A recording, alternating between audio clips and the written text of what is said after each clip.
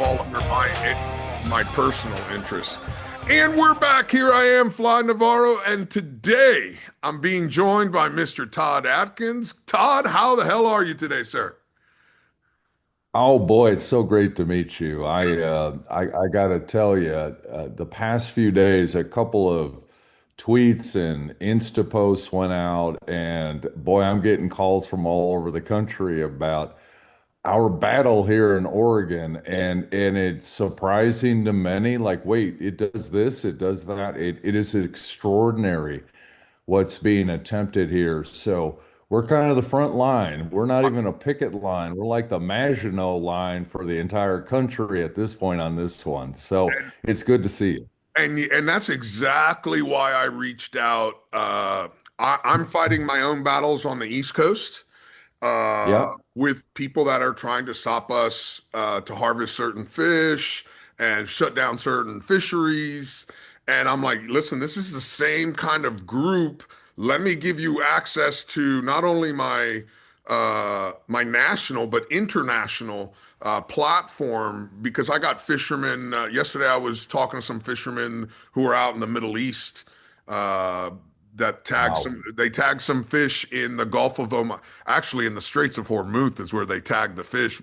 While I was Wow. while I was there back in November before all this craziness, and they just got all the satellite tag information. They're like, "Hey, can I jump on the podcast?" I'm like, "Come on, let's talk about it." So, yeah, I wanted people to know exactly what you guys, because what, man, it's kind of scary because they bypassed the whole legislator and they went right into a ballot initiative, and uh, Yep.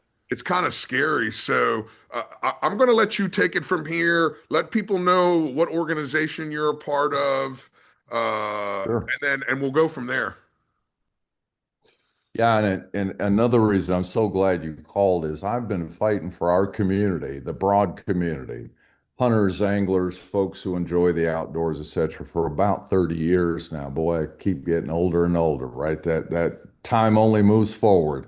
But I've got all this experience, and what you just identified is so important. Often I work nationally for many organizations, and I would go into a state and I would say, "Hey, did you hear about what's happening in Washington or California or just fill in the blank?" Well, that doesn't affect me. It all affects all of us. We are brothers and sisters Amen. in this way of life. And it's often our weakest kind of our Achilles heel, if you will, that we just want to rationalize, I'm okay. It's okay here in Florida. It's okay here in Alabama. It's just fill in the blank, right? No, we are all fighting the same people. Those folks who show up at one of your tournaments and start harassing. I've heard you talk about your death threats. It's the same people. Yeah. They move all over the country, and so here we are in Oregon, and they have actually put together this ballot proposal, and they have met the minimum qualification level for signatures. They're still collecting more.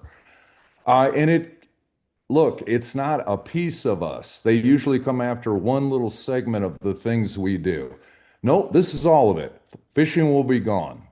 I'm not making that up. I'm not being dramatic. Hunting will be gone. Commercial fishing, recreational fishing, for those who are aware of Oregon at all, it's got some of the finest fisheries in the entire country gone. It will just be gone. Hunting of all types gone. Pest control gone. Ranching gone. This is literally, they finally came out in the open and said, "We want all of you gone. We're going to go after all of you."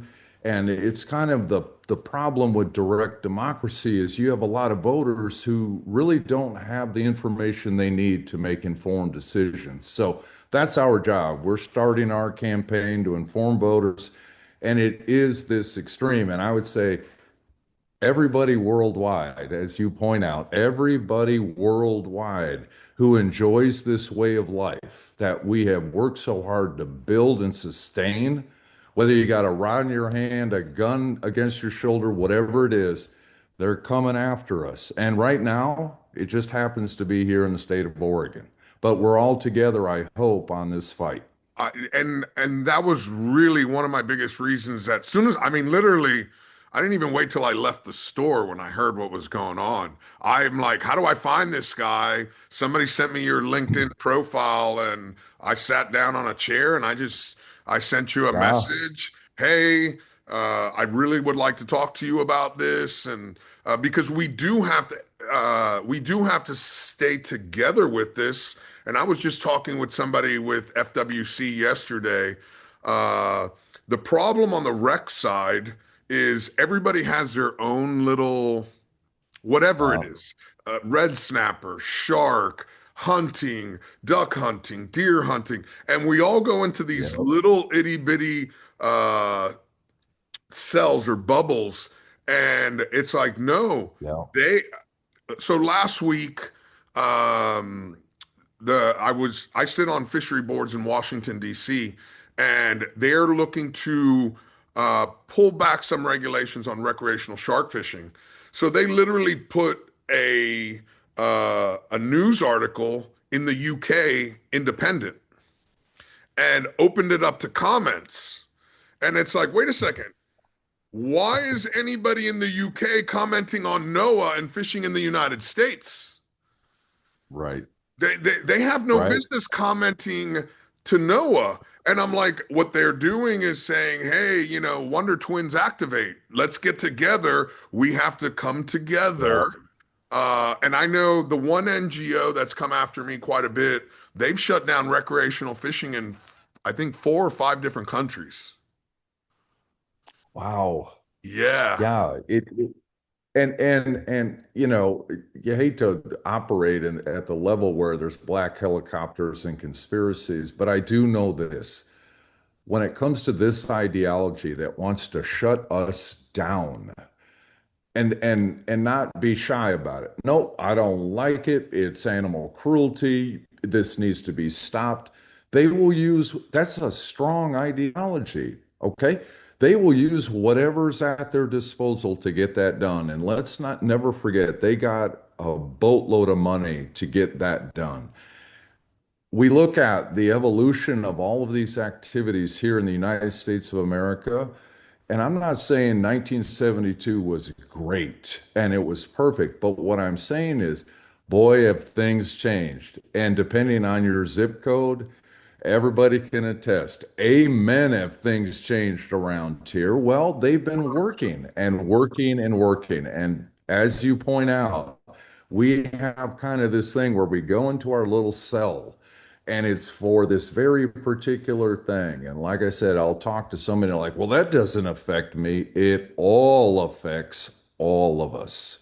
So, joining hands, we are a powerful force. We created in the United States the most successful conservation story on the planet over the last 100 years. Yeah. Well, we did that, and it's time we decided, okay, we did great with wildlife and fisheries. How about we protect us, the people, together in the same way?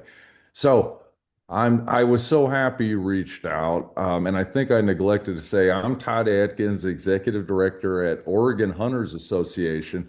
And so I'm the captain here in Oregon that's kind of leading the charge against this absolutely insane proposal, right now known as IP 28. When it becomes the official ballot proposal, it'll have a new number, but it just strips us all right from the landscape. And it does more than just hunting and fishing. It takes away Oh, ranching, yeah. having your own chickens.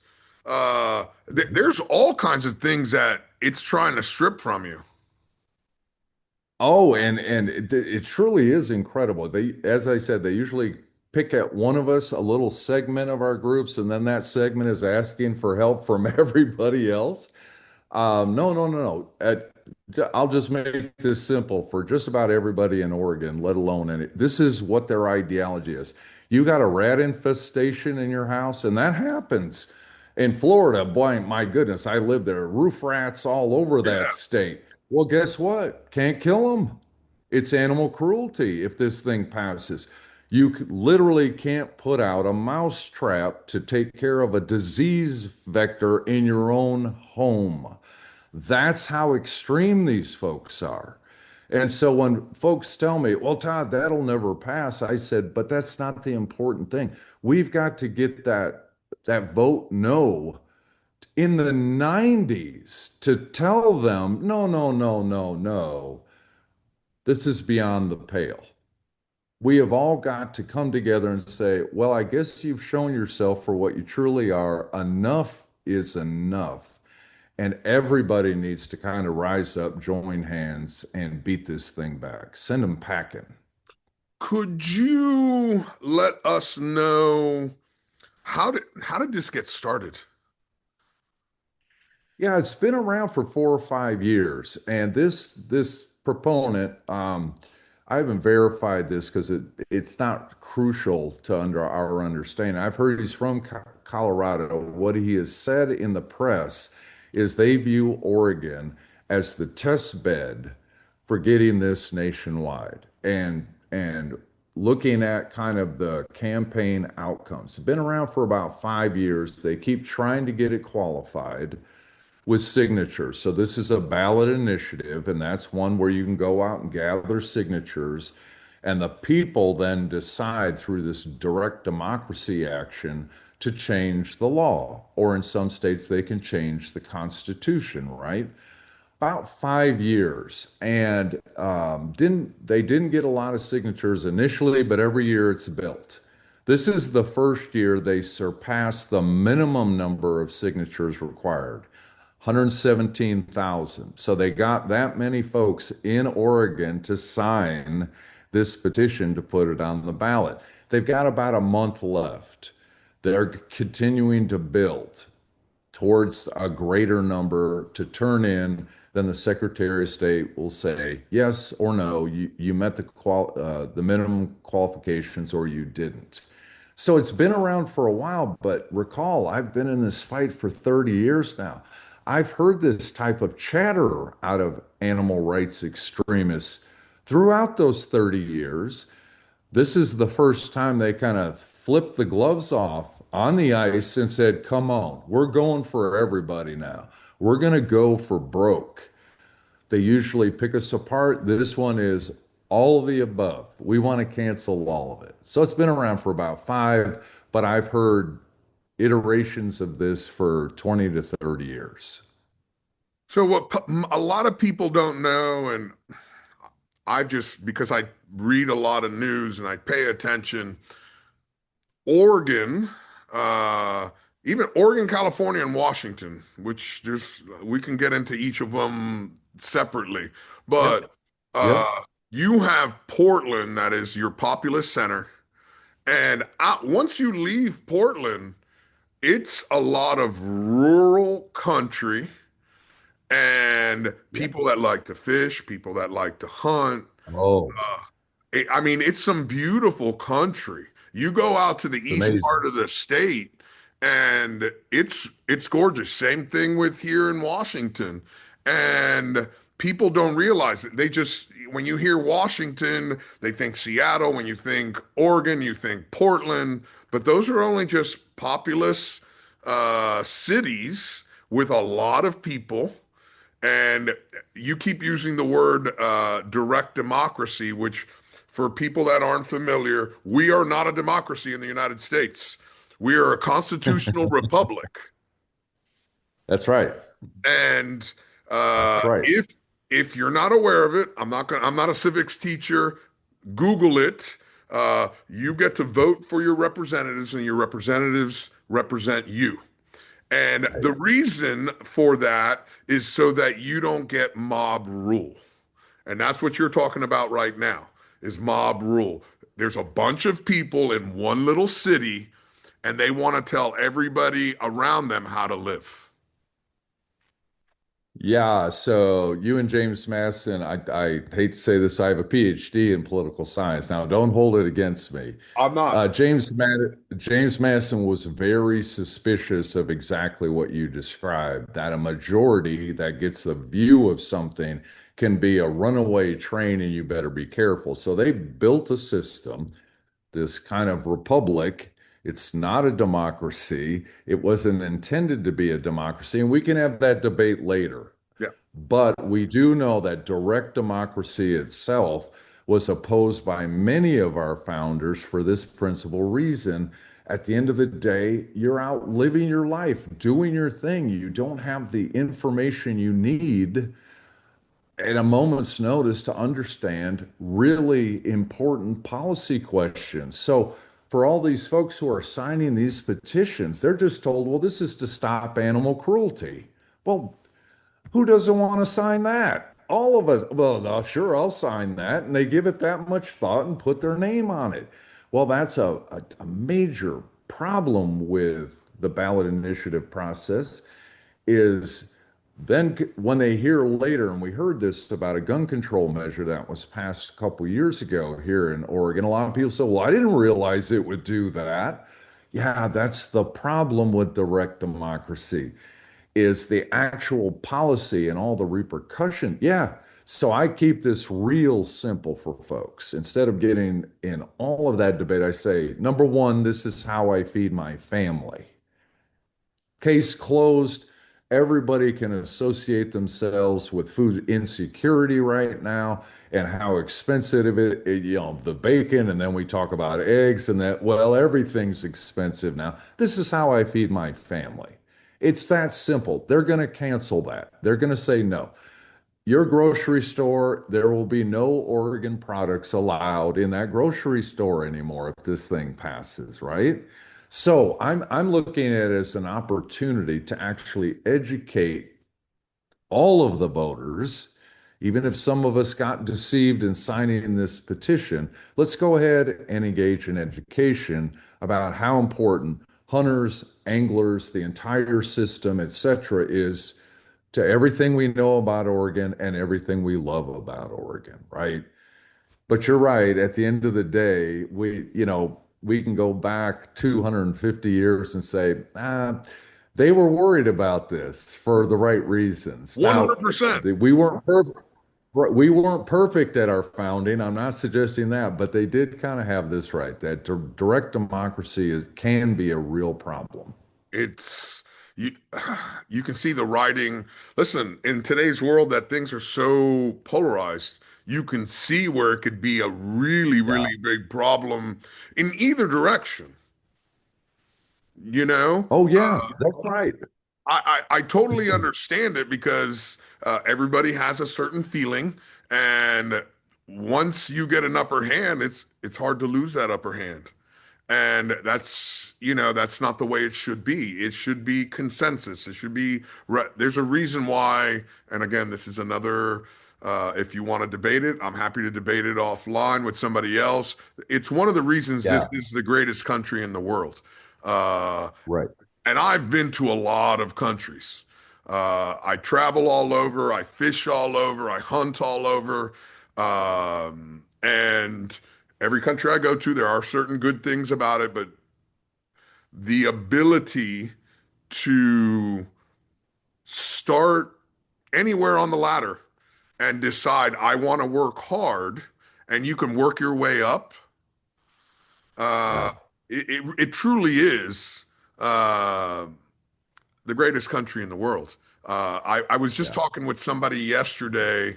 I went to Japan for the first time in 2016. And as I'm driving down to go to Shimano, I wanted to see where our fishing reels were built. And there's one giant building that says Shimano, and there's one giant building that says Kubota. I'm like, wow, these two giant factories. And the American guy I was there with that works at Shimano, he's like, yeah, when you're born in this town, you know that you're either going to work for Shimano or Kubota. That's your choices. That's it. that's it. That's it. Right. And people don't realize Mm-mm. how good we have it here. No. Again, there's things that we can fix, and things aren't perfect. And people sometimes don't look at the repercussions of making a decision today and how is that going to affect 30 years from now. And that's what we're seeing a lot of now. But this could be a first domino to set a precedent for the entire country. And I would say this, it's really important. I said it, I referred to it. A lot of folks, we do this in our community because it's human nature. All of us do this to some level. Oh, that's not going to happen. That's ridiculous. That'll never pass. That's not the point. The point that somebody should take from this is nothing like this has ever shown up in the public square anywhere in America. That's a warning flag that's popped up now. So, wherever you reside in the United States of America or anywhere else, if you enjoy this way of life, you've got to say, holy smokes. I should do something about that. Well, what does that look like?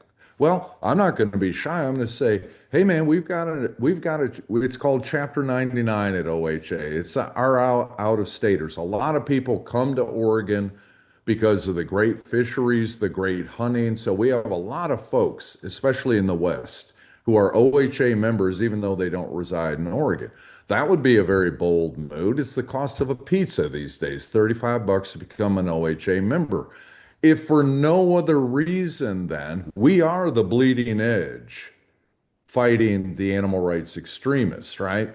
You can at least get my alerts from me personally saying, hey, by the way, this is going on and we're fighting like hell, blah, blah, blah, blah, blah, right? Or you could, okay, let's say I'm going to find a version of that here in my home state of Michigan or here in my home state of Illinois. Our community created this fantastic wildlife management success story. Fisheries, wildlife, all across this landscape in America. We did fantastic work. We've done and we continue to, right? How about we join hands about protecting each other? It's great that we've taken care of the fish and wildlife resources, but how about we say, no, no, I'm going to turn and I look in a mirror and say, that's the one I need to protect because that's me. Yeah. I'm the one who gets this work done. And if I'm gone, for heaven's sakes, all of it's gone. So figure out a way to get engaged and stay informed and be willing to, at some level, say, you're damn right, Oregon is about me or Illinois or New York or Florida or wherever it is. That is about me, and I'm going to help win this fight. Really, really important that we kind of turn a new leaf in our community, broadly speaking, and we spend a lot on guns and gear and boats and etc. and trips. Holy cow. Go to any Bass Pro Shop and you can see the kind of the power of our community. Cabela's staring us in the face. Here we are, just 35 bucks at a time, 100 bucks at a time. Join somebody or something to say, you're damn right, I'm going to show up for me and my brothers and sisters. Really, really important. It's one of the biggest arguments I have, and you've seen some of the podcasts where my fight has been this shark depredation issue and trying to repeal the Yeah. Shark Fin Ban Act, which was just quietly slipped into a defense budget bill. And now I give my time and I go to fishery meetings so I can give my voice directly to the government. Uh, and now they're seeing, okay, the commercial guys aren't making their money, and uh, they're not going out, they're not harvesting the sharks. Why? And they realize this is a problem. They pass this law. Now there's nobody going out there. You're not supporting that local fisherman. And the environmentalists that constantly attack me, one of the things that I bring up to them is you do understand that all we're doing is providing food for our families. A steak, Yeah. meat doesn't come on a styrofoam tray covered in plastic. That's how you purchase it at the store. But at one point, that was an animal. God has put those animals on here for our nourishment or to protect other things in Mother Nature. Uh, and usually, the most responsible people for the environment are the ones that are using that resource. No doubt.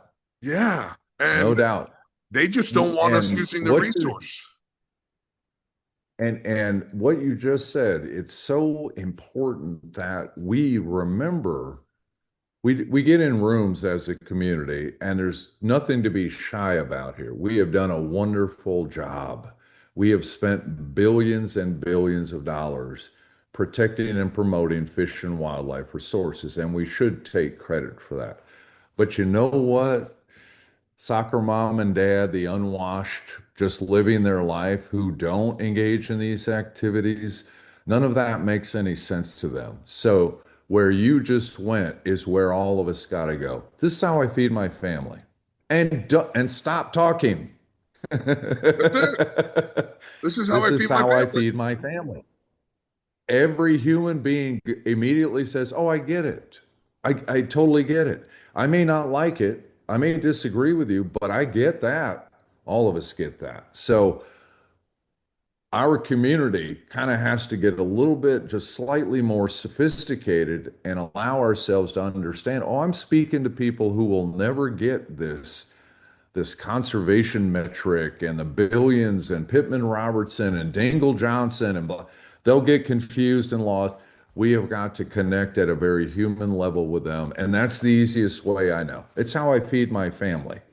And at that point, then the argument is over. It's just over. You don't sit there and argue with people about their choice between Safeway and Kroger or something. Of course you don't. Oh, okay, you go to Safeway to feed your family. Great. That's not an argument to be had. So anyway, what you said is really, really important. We have to And talk to the average people in terms they understand. and I also appreciate the fact that you're not trying to change somebody's mind. You're just trying to say, listen, Right. this is how I feed my family. However you want to feed your family, that's entirely up to you. I'm not Yeah. going to encroach on you. Please don't encroach on me. Yeah. Do- Whatever. And I get a lot of people because of the podcast reach out to me. Oh, why didn't you push back? And why didn't you change his mind? I'm like, it's not my job to change his mind. I want to hear your Yeah. story. And I'm going to tell you mine, why I do it my way. And uh, keep your beliefs.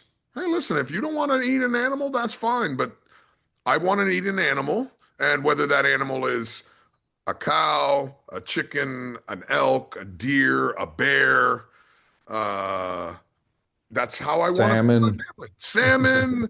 Salmon, halibut, Right. kingfish, Right. dorado. I remember somebody attacked me online during one of the shark tournaments, and they're like, "Look, he killed a bear for a trophy," and I'm like, "No, I didn't. I killed it for a fucking cheeseburger. I wanted a cheeseburger. It wasn't for a trophy. I, I wanted to eat bear." Right. I, so I Right. went out with some friends. We spent a week together hanging out in good fellowship and camaraderie, Yep. shared some stories that we still share today. And Right. what people don't Right. understand, the fishing and the hunting is more than just the harvesting of an animal. Oh, of course. It's the time you spend with the people that you share that time with. Oh, we all know this in our community. I mean, my goodness, when I go through, my file cabinet, even though I'm getting older, it's getting a little rusty, but memories, right? It's with my son and other loved ones. I can remember my son's first redfish. Man, that was a dog redfish. Man, that was a bull of a fish to hook into. And he's at the front of the boat. Dad, help me hang on. It was again, the memory will never go anywhere. It's locked in. Well, everything like the next 800 days are long gone, but not that day, Yeah. right? And it's true for all of us. We all know this, right?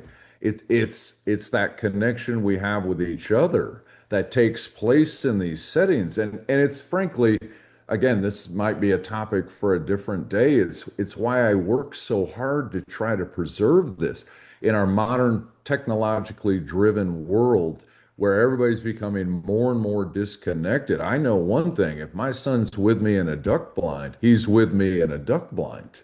Yeah. And all we're doing is looking at the same very quiet sunset, right? There's no interruption with that. And I'm not saying there's no other way to possibly do that with my son, but this way of life that all of us now just kind of assume because we know what the next event's going to look like when we head out in the field or on the water. We know it's going to look like that. We know how powerful and lasting and connective all that is. So that's frankly why I get up. It's for my grandchildren. Every morning I get up, fired up, ready to rock and roll, ready to engage in this fight because I know how important that is to all of us. So, and I'm sure we're going to come back to this fight, but uh, I'd like to learn a little bit about you and what how you got started in fishing and hunting. Sure. So I had to make a career transition as a young man. That's not unusual, right? I was at the time a pilot, believe it or not, and I had a significant hearing loss I didn't know about till I tried to join the Marine Corps so I could fly Harriers. Now, that could be a good idea, bad idea, it doesn't really matter. They put me through the full, okay, if you want to be a pilot, and this is back when it was very difficult to get into aviation in the military because they were chock full. Anyway, found out I have this significant hearing loss. I'm like, holy cow, what do I do now? Well, it was a very simple decision. In a way, I just said, well, I've got to take care of my family. How about I go to law school? It just kind of, well, I know I can make a living doing that. I'm not sure I'm interested in it. Well, while I'm there, I had the fortune of taking a class called legislation and reading these cases about interest groups bringing the heat, filing suit, fighting things like ballot initiatives, right? And I immediately started to call all the groups in DC and elsewhere. Hey, I'd love to be your intern. I want to learn more about advocacy. Well, I started at NRA. I started as an intern at NRA, and that was in the mid 1990s when we were kind of in the center of the concealed carry movement here in America. Folks may disagree with that. Okay, but it kind of like, boy, that was a cauldron of fire. And I became a lobbyist, then I became a manager, and then I started to move around to other organizations. My last stint before Oregon Hunters Association was at the Sportsman's Alliance, based in Ohio. And that's where I got to kind of engage, even if it was light compared to hunting, in some of the fishing issues. Now, I've been a hunter and angler my whole life. I grew up in Western Michigan. It's kind of like Southern Oregon where I live now. Everybody hunts and fishes and has a camper. It's just a way of everything we do, right? Um, so this job came available. It's something I'd been doing for quite some time. I'm their first executive director at Oregon Hunters Association, and it just seemed like magic. When I lived in California, when I was a pilot, I used to come up here to Oregon all the time to go hunting. A little bit of fishing, but mostly hunting. And so when this job came open, I said, "You've got to be kidding me. Boy, that sounds awesome." Because I kind of like the front edge of the fight. I kind of want to be where the heat absolutely is. Our future is in question day after day, right? So accepted the offer when it was made and bing, bang, boom, here I am in Oregon fighting IP 28. Wow, how long have you been executive director? I started in December, Oh, okay. and so kind of hit the ground running in January. Now I knew IP 28 was out there, and here it comes, here they come. So I wasn't surprised by that. And again, I see it for all of us nationwide as a great opportunity for us to say, come on, bring it. Let's actually talk to folks about who we are and who you are. That's probably the most important aspect of all this. Who are you with this crazy ideology? Now, a lot of folks in the rest of the country just do what you were talking about. Oh, that's part of the left edge, a bunch of, freaky blah blah blah. But what you said, I've lived in a lot of different places in this country, including the panhandle of Florida. Um, this is the first place I've lived that as soon as I hit the ground and got familiar, I said, this is just like Western Michigan. And I mean this in the kindest way. This is a bunch of rednecks like me. Everybody hunts, everybody fishes, right? I love it. Now it's we got mountains here, fair enough. Michigan's pretty flat until you get into the Upper Peninsula. But everybody hunts and fishes, and that's all anybody wants to talk about. And so, except for Portland and a little bit in Eugene, if you're at a bar, if you're in a restaurant, if you're just hanging out, everybody's talking about hunting and fishing here in Oregon. So we all do that everywhere else in the country. Like, oh, it's terrible. No, it's no. Look at it this way. We're in the top 10 for per capita hunter licenses. We have 330,000 hunters in this state. Wow. Relative to our population, oh, it's a ton.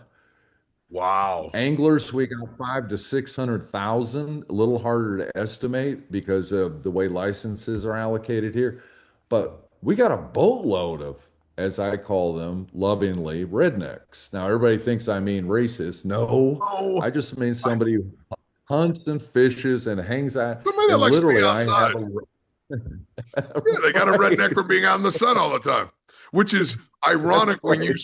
when you said you lived in the panhandle of Florida, which is the redneck Riviera. It And sure is, and everybody proudly calls it that. Right, exactly, if you've right, lived there or if you've been there, you know that it's called the redneck Riviera. And I say that in the right, most loving way. I just right. talked to a friend of mine from Orange Beach, Alabama yesterday, and Yeah, that's still part of the redneck Riviera. And yeah, I told him, I'm like, man, we gotta get you on the podcast so you can tell everybody how you taught me that you're originally from LA. And we cracked up because he was like 19, I was 20. We were fishing in the Yucatan, and some girl was talking to him. They're oh like, "Man, wow. that's a funny accent." And he goes, "Yes, ma'am." And she's like, "Where are you from?" He goes, "LA." She goes, "You don't sound like you're from California." He goes, "No, ma'am, that's Lower Alabama."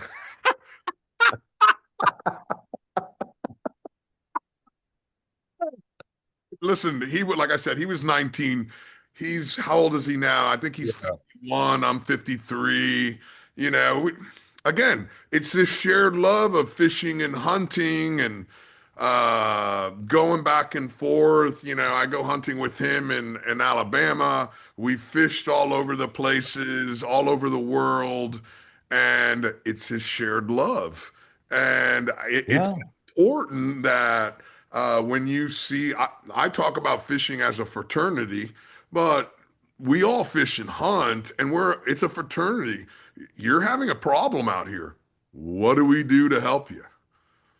What do we do? yeah, Is it becoming a member for 35 bucks? Is it getting online and sharing stories?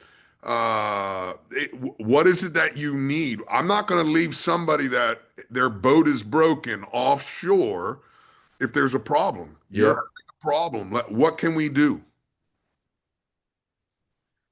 I got to tell you, and this is based on that 30 years of experience. There's one thing. Now, I'm talking broad term, and then I'll bring it back to this immediate threat.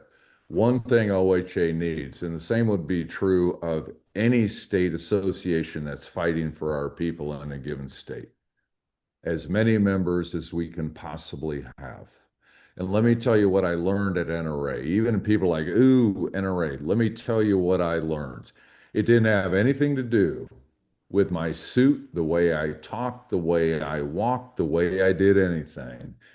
The power of that organization always resided in its substantial membership. So when I talk to somebody, let's say a governor or a speaker of the House, that's what they responded to, not me. I understood it from day one. I understood where the power of this organization, I know it's become but a mere shadow of its former glory, but when I was there, it was truly, I would walk into somebody's office and say, I'll tell you what I need. Let's work this out, blah, blah, blah.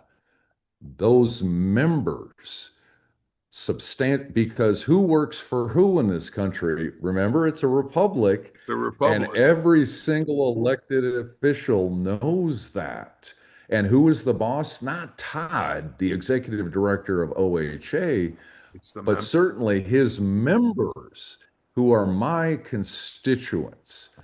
So I would say if somebody literally wants to just spend the money it takes for a pizza these days, boy, we'd love to have you in Chapter 99 because then what that does for me, I can send one heck of a barn burner recruitment mail, direct mail piece or email to Oregon folks and saying, we have folks stepping up from all over this country.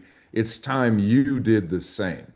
You want to talk, Fly, you want to talk about a powerful message to remind somebody you have your neighbors showing up.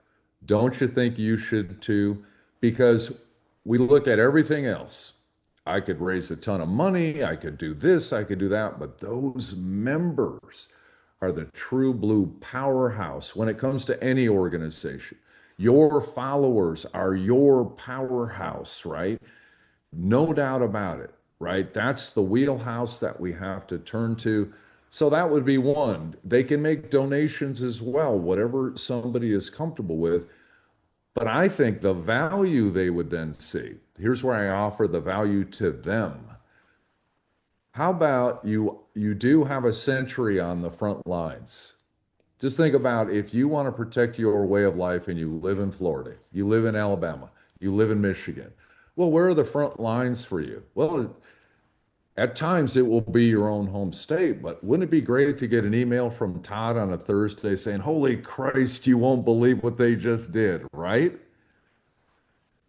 That's what you're doing now. You're letting folks know, hey man, we got a we got a disabled boat offshore. We better, well, this would be direct value to them as an outdoors person, a hunter, angler, whatever, all the above. Look what they're doing in Oregon. My goodness, we beat back that IP 28, but look what they're doing now. If for no other reason, so that they know what's potentially coming for everybody down the road. And they've taken away other hunting rights of yours over the years. They've taken I think they've taken bear hunting away from you, haven't they? I know they did it in Use of Washington. dog, The yeah. use of dogs with bears. So So that was in Oregon. That was another ballot initiative. But you bring up Washington, right up the road from us here. That is something I was right in the middle of for Sportsman's Alliance. And I don't know if you've seen the ongoing tribulations. Oh, So we decided at Sportsman's Alliance 3 years ago, and I'm the one who kind of issued the initial FOIA requests, kind of understanding we got to do something very proactive. We ended up petitioning for the removal of these terrible anti-hunting, fishing, game uh, commissioners. And I don't know what's ultimately going to happen, but it looks like sportsmen and women are going to get that win, that these folks are going to be removed. Another great example. People are like, "Oh, that's Washington. They're crazy. That's never happening here." Holy smokes, I got a great story to bring talk to all me. this home. My first task at NRA, I started in 1995. Long time ago for a lot of your followers, listeners, viewers, right? I get it. They said, Todd, they've got a ballot initiative to stop bear hunting out in Washington. Imagine that. It keeps coming around. These things keep coming around. So I fly out, and it's a grassroots type meeting about this ballot initiative in Spokane. I'll never forget this. Again, a locked in memory. But I'm green. Frankly, I don't know what I'm doing. I'm just kind of playing it by ear. I'm at the front of this room. Holy smokes, the end of the world, doing all the dramatic stuff. And the way I was oriented was facing east, so I kept pointing like this, Fly. I kept So I'm pointing to my right. We can't allow what's happened in California up here. We can't allow it, California, California. It'll be like California. We have to fight. I didn't know what else to do. I figured, well, that'll work. This big dude right in the front row stands up. This is, my God, I wish I could meet this gentleman now. Big dude walks straight up, and I kind of stop, gets right in my grill. Todd, we are not California, and we will never be California. Now, the moral to that story is Wow. if I could collect that same room of people from that long ago and say, huh, with all the gun control and everything else that's happening, and they just outright cancel spring bear hunting. Hey, are you anything like California now? Yeah. People forget Washington was one of the first places in America before Florida, before Texas, before Alabama. I could keep going here, where you could carry a concealed gun. Now, to your point, you get to Washington and you go outside of Seattle, you're like, oh, yeah, these are just, man, everybody hunts and fishes and carries guns and yeah, yeah, yeah. Well, it's nothing like that now, and it is approximating California in so many ways. I tell that story because that's the reaction we get today. If you get a group of folks from Georgia in a room, they're like, oh, that's never going to happen here. That dude was PO to me. We're not California. We're never going to be California. The warning is, of course, we will all become something else unless we stand up and fight right now. It's so funny. I have a friend of mine. We've been friend. I'm very.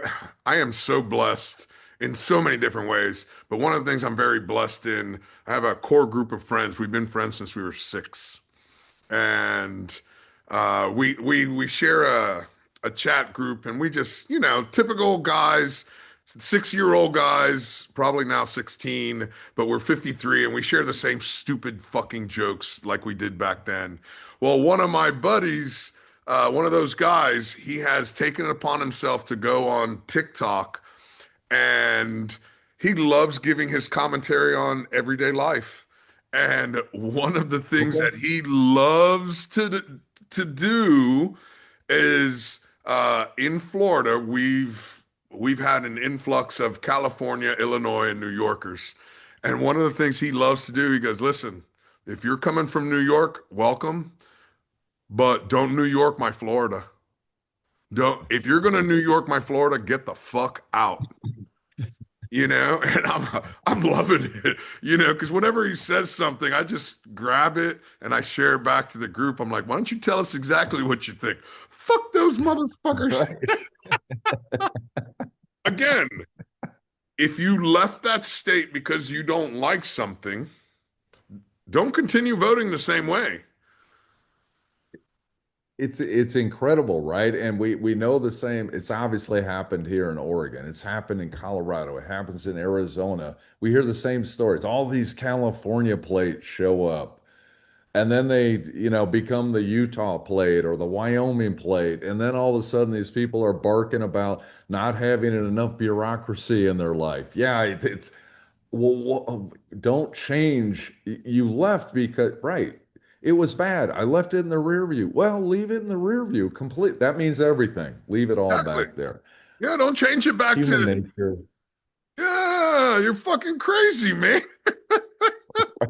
Come, sit on my porch, have a beer, smoke a cigar with me. Let's share a story. But don't tell me of how you had it back then. You left it. Yeah, You left it. Why did you leave it? Oh, well, too much bureaucracy. Oh, the taxes were too high. Oh, well, you're voting for the same fucking thing. Don't do it. Don't do it. Listen, you're my right, fellow American. Come hang out. I'm not right, planning to agree with you on everything. You might believe one thing. We're all American. I love you. Come sit down and let's have a good discussion. But don't vote exactly the right. same fucking way that made you leave. It is incredible. So to your point, you're back on the deck or the dock or whatever, and you notice you're the blah blah blah drinking a beer, and the person from California, we'll just keep picking on California here, says, I never noticed how noisy these boats actually are. And you look like, wait, what? Like, and before you know it, they're like, hey, there ought to be a wake limit and I don't know, new mufflers installed or whatever the long line of bureaucratic answers to their problem, which isn't a problem to anybody else. Yeah, it's It's funny, I just got an email yesterday. One of the things we're dealing with on the East Coast, NOAA is looking to implement a 10-mile-an-hour zone for the entire East Coast of the United States for, I think it's boats bigger than 35 foot, and it's to protect the that's right right. whale. And Yeah, again, because I sit on some of these fishery councils at NOAA, I'm in on the frontline conversations in Washington, D.C., and yeah, they're looking to shut down the entire East Coast for to 10 miles an hour for the fact that we've lost 23 right whales in the last 25 years, which right. doesn't sound like a lot, but again, we're talking about there's only like 200 to 225 right whales. Yep. Again, uh, I am not a political science degree person like you. I'm not that smart. I'm just a dumbass fisherman. But I did ask the basic a basic question.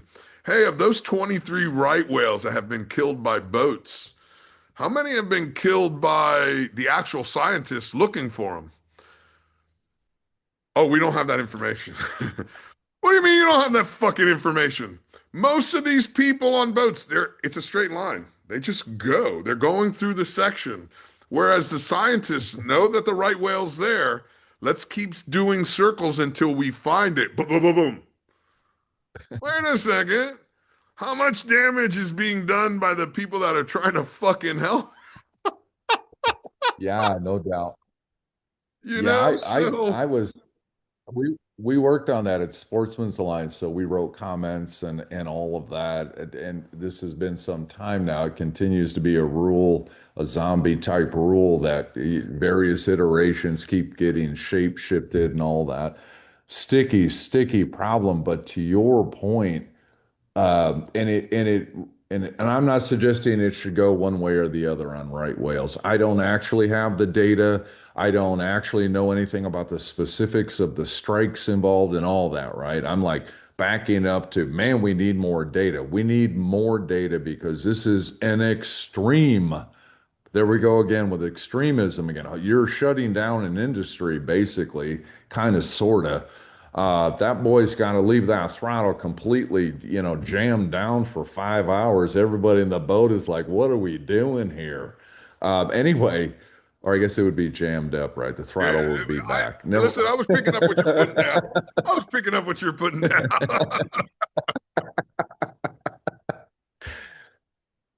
But at the end of the day, it's the ES. We have all these ESA related problems on gray wolves too. Again, we're not even trying to manage gray wolves throughout the Midwest. Out here in the West, it's a little bit sticky or more than a little sticky. Again, Congress passed the Endangered Species Act with the best of intentions. Let's just go ahead and say that, even if it's not true. And there are ways we can have our cake and eat it too when it comes to that.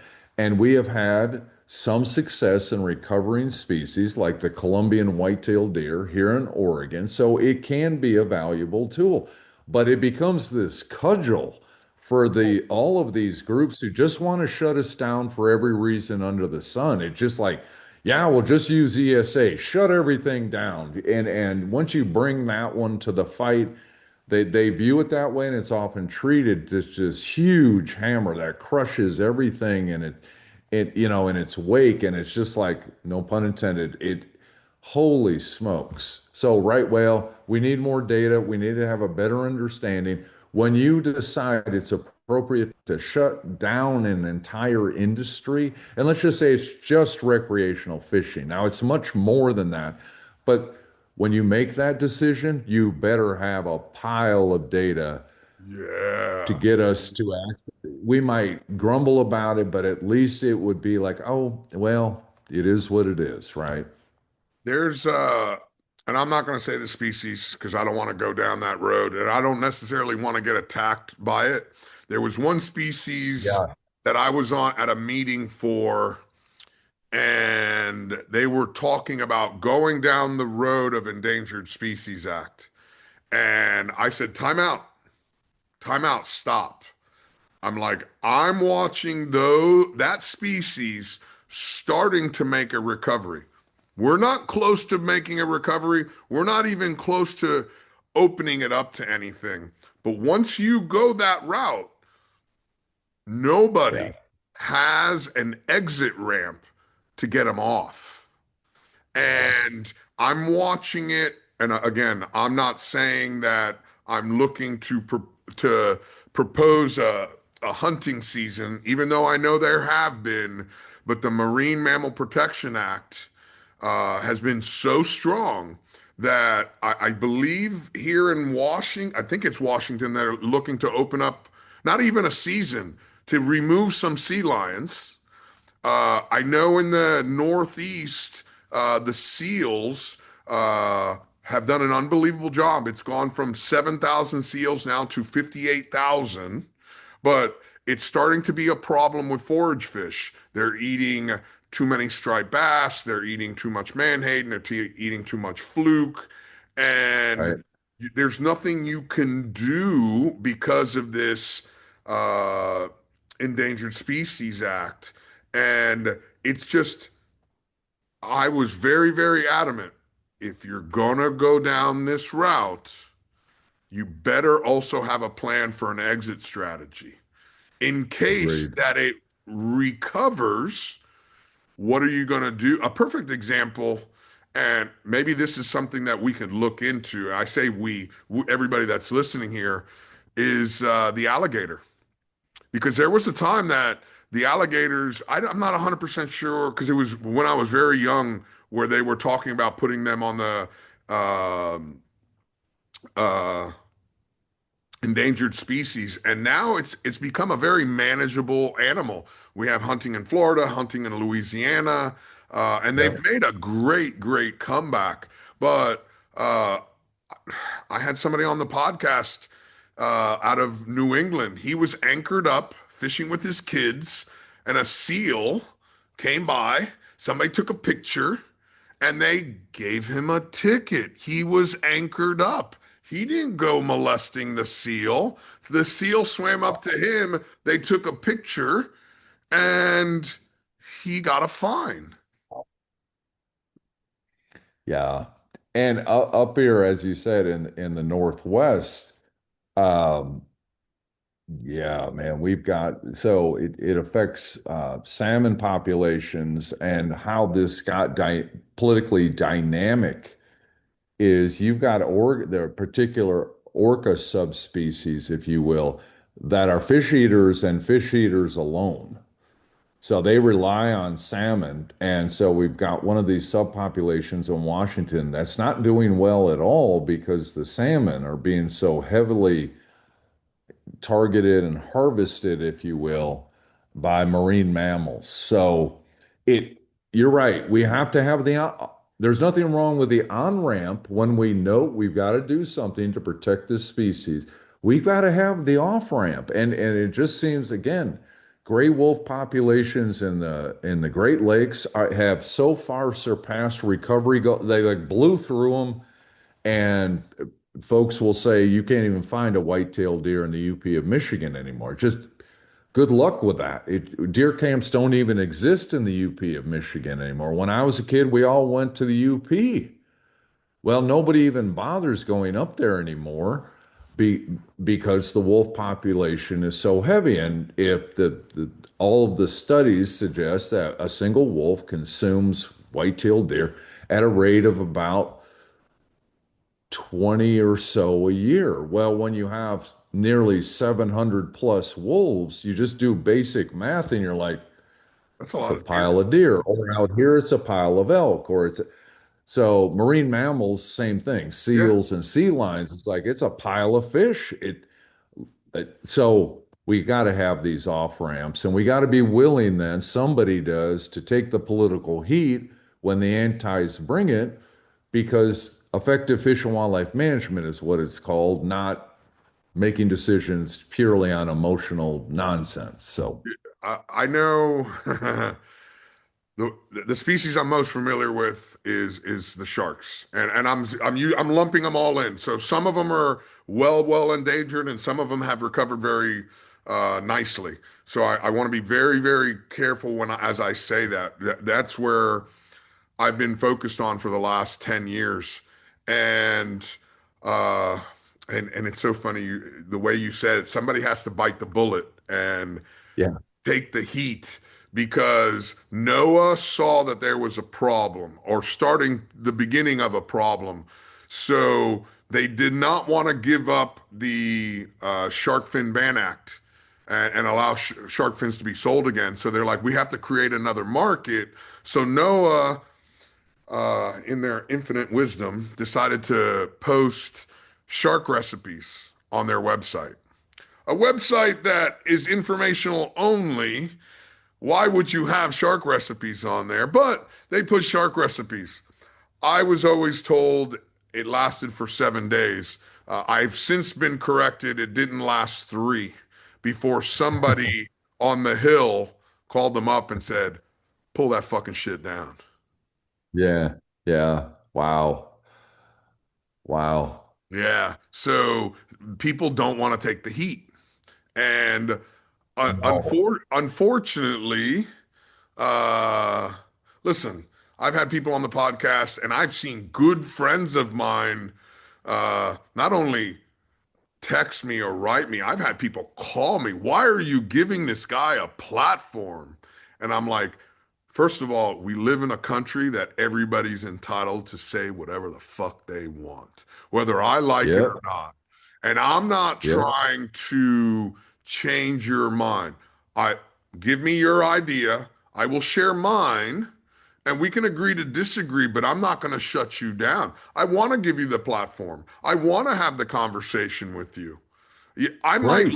I might learn something from you that it's not effective for me today, but 3 years, 4 years, 5 years down the road, I might be in a fisheries meeting in Washington, D.C. Who knows?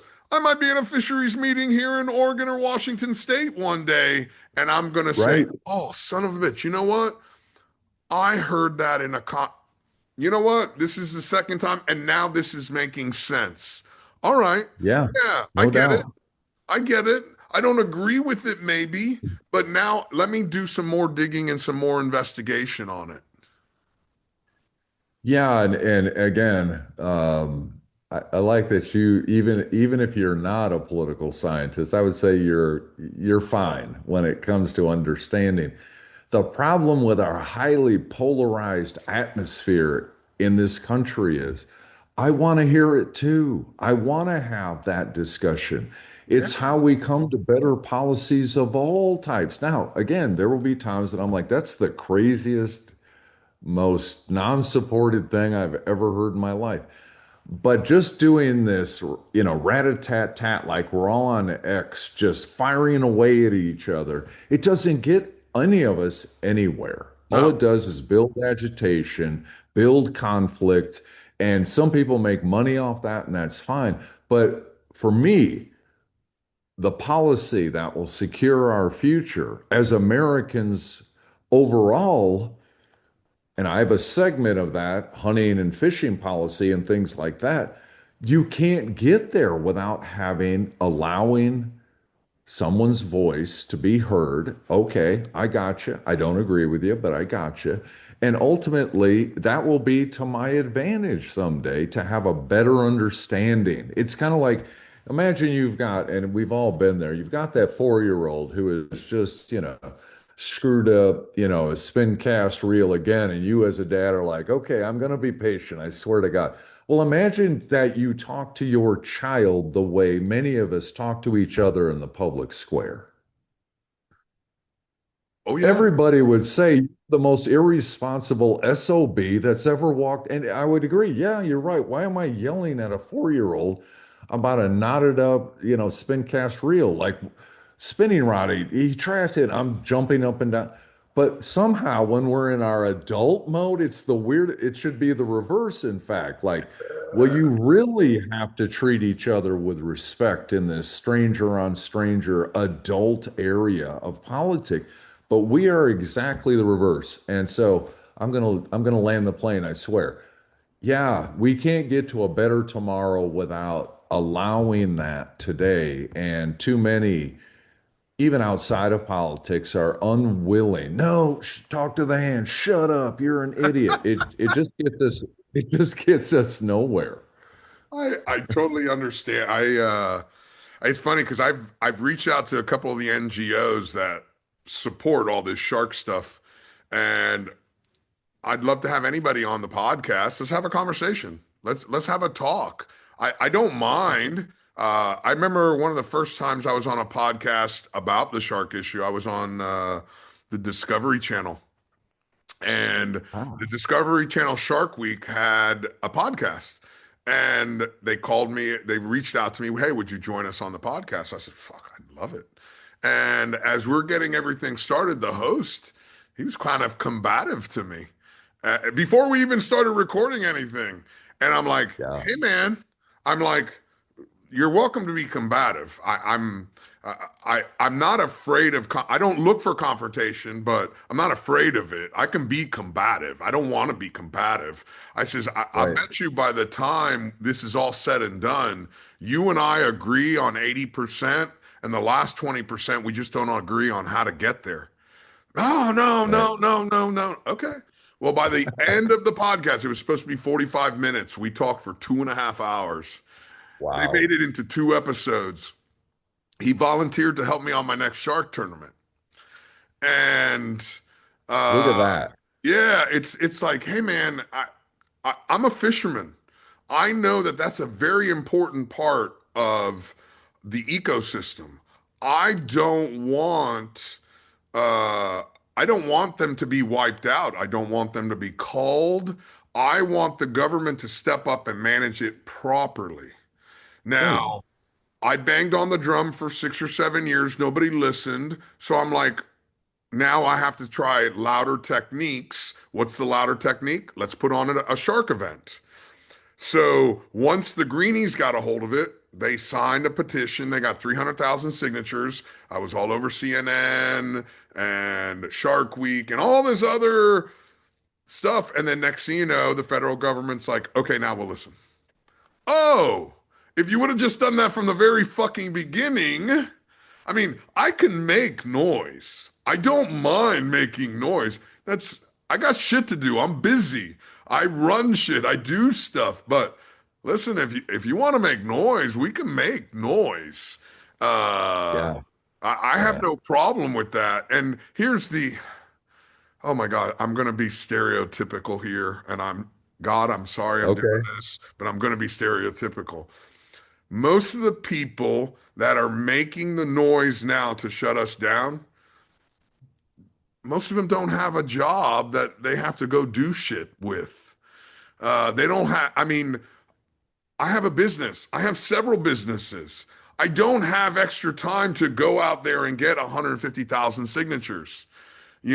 Most of the people Right. that want to go fishing or go hunting, they have a job that they have to be able to make the money to be able to afford taking Right. the car, buying the bullets, getting the licenses, going through the whole process. We don't have Yeah. Ooh. time and I hate to be stereotypical about it, but it is very stereotypical. The people that are calling me up and complaining, they have nothing else to do. They really have Yeah. nothing else to do.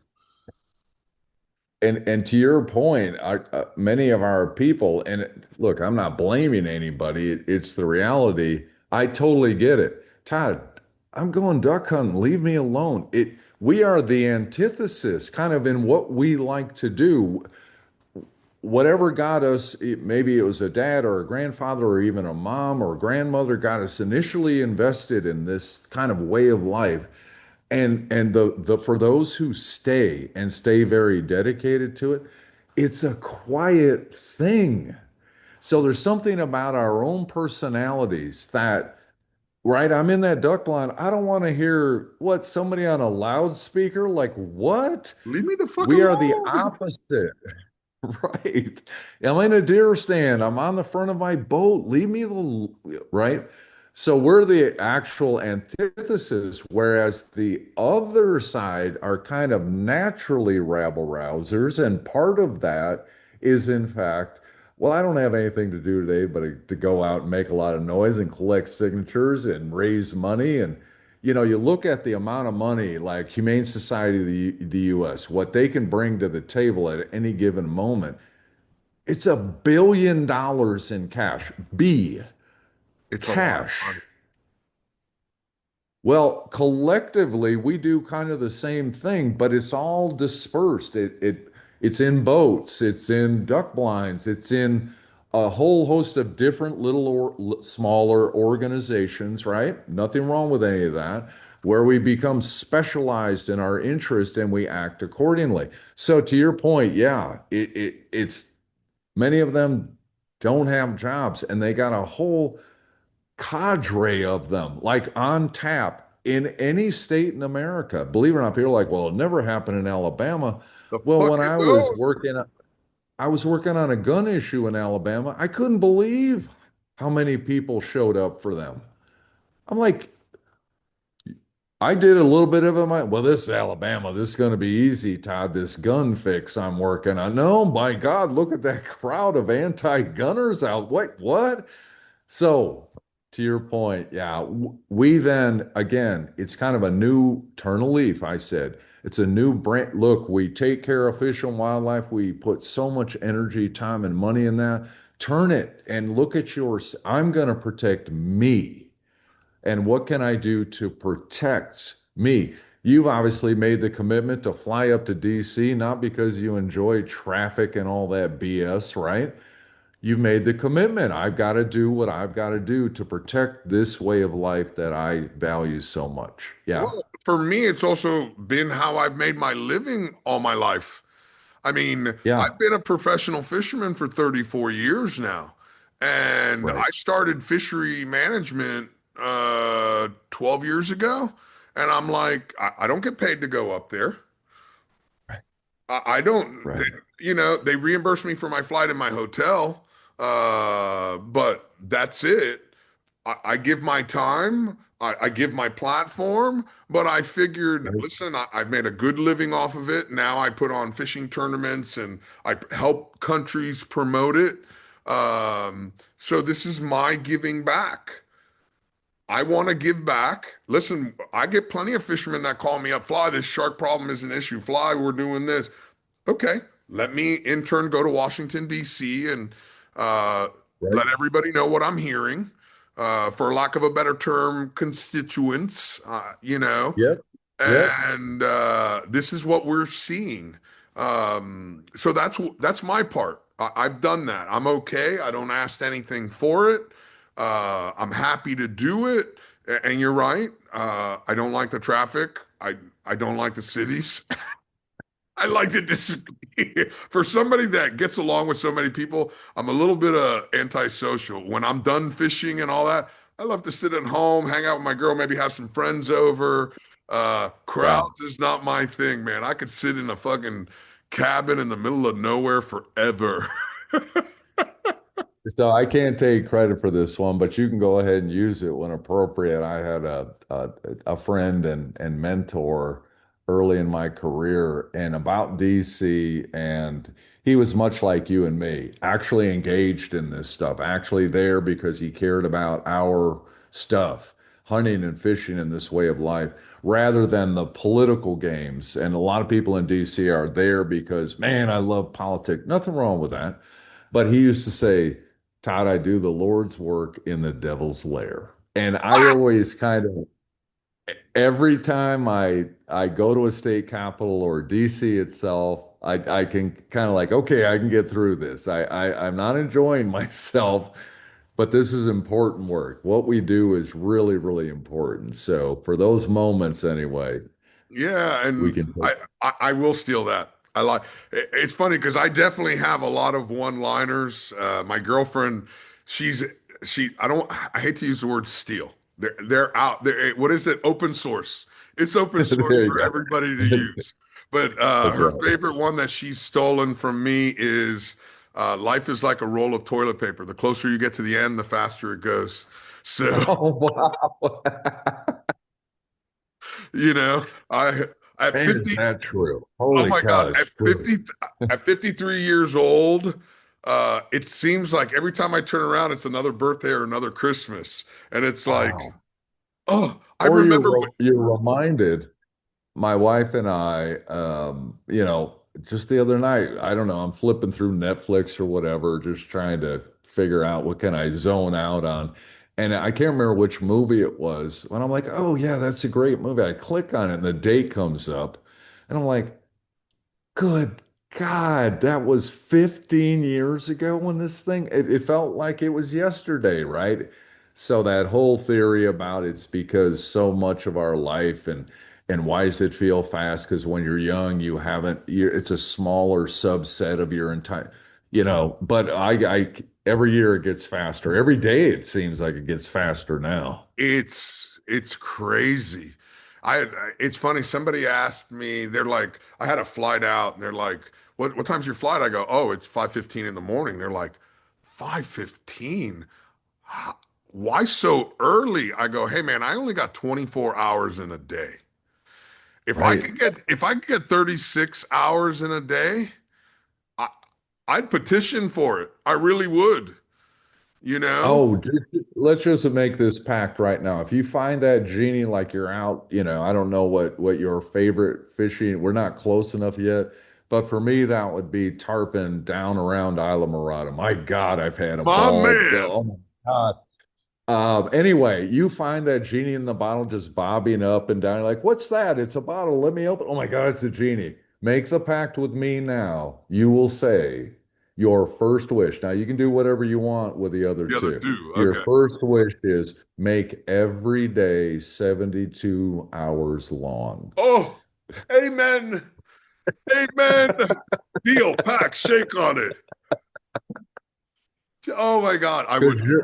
Because you're right. I'm just always seem like packing it in, shoehorning things in. Oh my God, I didn't get enough done today. It's just, Uh, yeah. and listen, again, I'm very blessed. I'm so Yes, blessed. me I'm too. happy with it because Yep. as long as the inbox never gets empty, you're good. Right. When that Right. inbox is empty, you have issues, man. You change marketing, do something different. You know, my inbox is full constantly. So no, Right. I will. But yeah, I was flying out somewhere. It's like, well, you just got here. I'm like, yeah, but I'm taking care of what I need to take care of, and then Yep. I got to get the fuck out because once I land in the next spot, I got to do this, and then I got to do this, and those are on time schedules. Certain things are not, but those things are on time schedules, and I got to go by other people's time schedules, and I do so much stuff globally. Like I just volunteered Yeah. to be on the U.S. delegation for ICAT, which is the meeting's going to be in Madrid. So they're doing all the meetings from like 8 until 4. Well, that's like from 3 a.m. until whatever. So I just volunteered for that. And Because you're like, I'm picking up time. I'm using a part. Yeah, I get it. Good I pick up. job. Listen, I wake up early. I do a lot of fishing and business in the Middle East. So 4 o'clock in the morning, I can talk to my boys out in Saudi. I can call my guys out in Japan. Yeah. Yeah. Listen, except for the fact that my eyes are starting to go a little bit with night driving. Night driving is great. Yeah. There's no traffic, and I can talk to all my buddies all over the world that I don't normally Yeah. get a chance to talk to. Right. You Right. know, that That's I try to look at the bright side of everything. So I have a yeah. story for you about your tarpon fishing. I want to know a little bit about your tarpon fishing in Isla Morada, but I got a Mm. story. I got a story about Isla Mirada. I have a very dear friend of mine, and a lot of the guys, a lot of the fishing guys in my industry that listen to this know him. His name is Ross Clark, but everybody calls him Flash. He's originally from Savannah, and when he was a little kid, he's watching the local weather man out of Savannah, and they were talking about the hot spot of the day, and it's in the Florida Keys. It's called Islamadora. And to this day, anytime I hear somebody says, "Oh yeah, I was fishing Isla Mirada," all I can think of is Islamadora, the And the question weatherman in is, Savannah. who who is Adora? At that point, you have to, well, I wonder who Adora is. That's pretty cool. I don't know. I've got a similar story, and this is I grew up in the Midwest, but I started fishing Florida. I don't know, like many of us, you end up like being talked into it, and you're like, oh my God, this is heaven on earth, this place. And so we started going down to Isla Mirada and Flamingo. I finally got to the point where I could just rent a boat and I'm good to go. Absolutely, absolutely loved it. But for whatever reason, and we all have, I'm going to pick on my wife a little bit. She wouldn't mind. We've been married 40 years. She's used to it. The first time she got it wrong, and she still to this day, whatever it is, 30 years later, can't say it right. So for her, I'll just say, hey man, you ready to head down to Isla Mama again? Oh, For whatever reason, for Isla Mama. just the, the R, it just came out wrong first, and now it's locked in for her. So Oh my God. yeah, Listen, I just got really good and again, I hired professionals a few times, and I'm like, okay, this channel at this bridge, that channel at that bridge, and I would go out and I got pretty good at throwing a net. So you catch your own mullet and then you just start wearing them out. So a lot of folks will say, "Oh my God, live bait, that doesn't count." I totally get it. I totally understand. But yeah, we had every time an absolute ball. Yeah. care about. Listen, I've said it on the podcast before. I'm going to say it again. My job as a fisherman is to catch as many fucking fish as possible. I don't care if I got to use live bait, dead bait, and I've been clipped on a meme before, so I'll say it again. If I got to shit a chicken out of my ass to catch a fish, I would shit a chicken out of my ass. I don't care. My job is to catch more than you every fucking day. Yeah. That's it. No, Yeah. so I don't care. I Live agree. bait, dead bait. But you know what? Isla Mirada, one of the things I really liked about it is during the week while we were sail fishing, any dead goggle eyes, I'd either freeze them or put them on ice, and then on the weekend I'd trailer my flats boat down and I'd anchor up in the channels, and you just put out two half dead goggle eyes and have a cocktail, put some music on, relax, and just wait till you got a bite till they're up and jumping. It's like, okay, throw the ball over, rewind them in, you know? I just want a picture with a tarpon, or whoever my guest is on the boat to hang out. Dude, Yeah. catch one. Yeah, I just want to That, catch one. it's just great. And bull permit too. Just big permit too. Just boy, I'm going to talk to my wife as soon as I get off this. I mean, we have to head back. Now I'm getting all excited about it again. Listen, what are we? Um, Listen, it's tarpon season right now. I know it is. My feelings have been hurt. You had to bring it up. What are you waiting for? Have you fished Boca Grande yet? Yeah. I Yeah. like Boca Grande. That's a A little bit. that's a Great. I whole nother fishery though. yeah. It's not as Yeah. relaxing. Want to go back. I mean, it's always the problem with a new place, right? And I don't think because I've never gone in without doing some research or, people I trust talking to them. Yeah, just it really is an amazing our way of life truly is. I was watching a sunset over here a couple months ago. So we have a big migration corridor. And out here in the West, because of the mountains for waterfowl, they are literally funnels and they got to go to specific places all the way down to California. We've got one of them, one of these spots, these stopping over points here in Oregon. And I was just like, it's just, you can't replicate this. You just can't. So you're sitting at one of the on one of those channels or near one of those channels watching the boat traffic below the bridge, the regular traffic. And that float actually takes that slam downward. Yeah, Yeah. really is an incredible way of life. Yeah. Or you can sit in a cubicle. No, thank you. Not me. Right. Uh-uh. Right. Listen, Right. like I said, and I'll repeat it again, I'll repeat it 1,000 times over. I have been blessed more than I could ever Yeah. imagine. More. I took a passion and I turned it into a job and that job into a career. And now I've turned it into a business. And Yeah. and really, I tell everybody, my job when I wake up is to introduce it to one new person every day. That's it. It's very, very simple. Now, after being in business for whatever it is, 12, 13 years now, uh, it seems like with the press of one button, it's no longer just one person. It could be Yeah. 10,000, Right. 100,000, 1,000,000. You never know. But I don't try to get overwhelmed. I just look at it as one new person every day, and Yeah. one new area every day.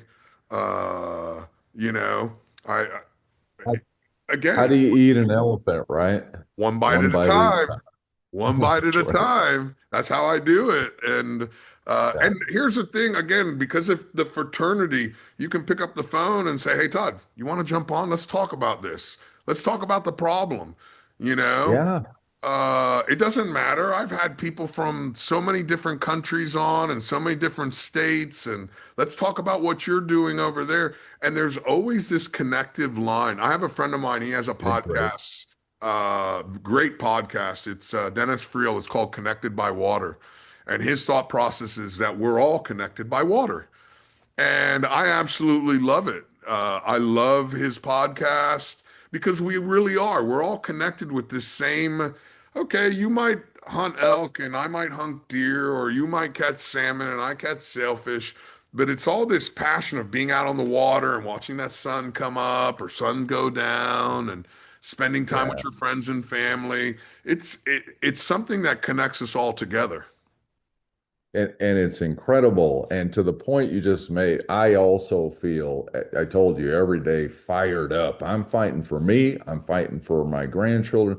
I do feel extraordinarily blessed. I got a job offer. This was after I had been a successful lobbyist for a few years. And I did something in the state of Minnesota that everybody was kind of like, wow, that was kind of cool.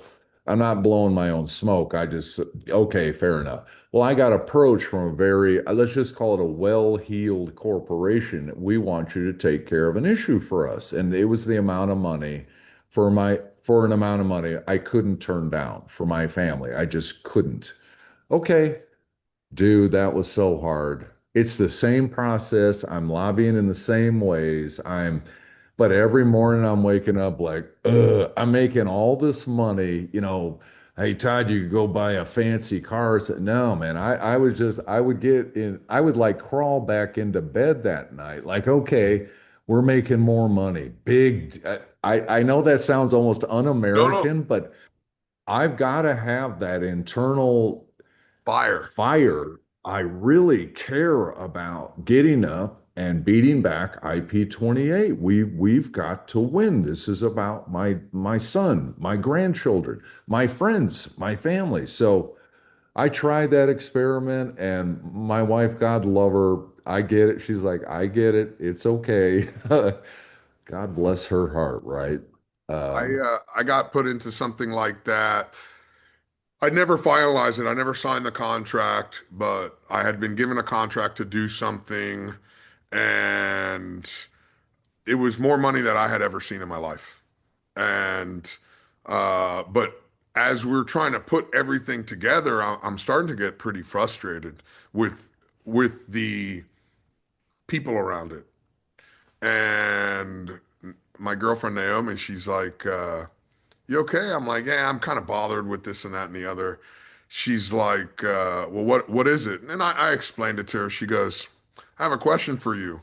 If that number wasn't attached to that project, what would you tell Hmm. that guy?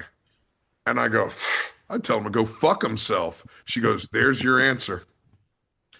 And I did. Yeah, good for her and good for you. Yeah, Yeah. it wasn't worth it for me. And I've said it once, I've said it 100 times. I'd rather make $100 and be happy than $1 million and be miserable. I don't want Yeah. to be miserable. Life is again, that roll of toilet paper is getting close to the end, man. I want to make sure I'm having fun. I want to make sure I'm doing Yeah. it with people I enjoy. Uh, really, that's the most important thing to me. I Yeah. have to feel passionate about it, and it's one of the great things about this podcast is the fact that you can see people can see my passion. I can't hide Yes. it. I can't Uh-uh. hide it, and uh, that's why I've been enjoying doing it because I get on the podcast with other people that are passionate about what they do, and one people something that people don't understand is when you're around passionate people, it's not an addition, it's a multiplier. Oh, it's amazing, isn't it? Oh my gosh. When you have people, you don't have to believe the same thing, but if you're passionate and you can, Woo. it's a multiply. It's no longer 3 plus 3, it's 3 times 3. That's right. It's not That's 10 right. times 10, it's 10, it's not 10 plus 10, it's 10 times 10. And that grows really fast. And it's incredible. And, not to use this imagery too hard, but it's like a hockey team or a football team listening to Newt Rockney and absolutely coming out of those doors, blasting through. Let's get after it, right? I Yeah. agree with you that there's nothing, especially when you've got, pardon this cliche, but true blue skin in the game. When somebody comes after a fishing issue, let's say in the state of Florida, you have actual skin in that game. So when somebody else comes along and says, I'll get in this foxhole with you, you bet your ass I will. Yeah. It's not 1 plus 1. It's not 3 plus 3. It is literally then 10 times 10.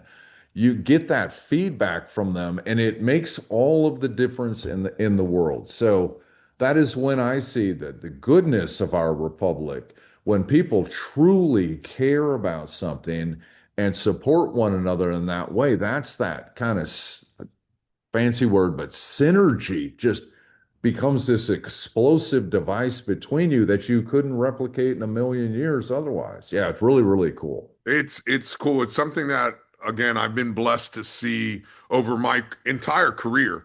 Uh, Not just now that I'm doing the marketing and the promotion, but even while I was fishing, I had the advantage of fishing with a couple of very, very motivated and passionate people. And it's amazing what you can accomplish when once you do that. Yeah.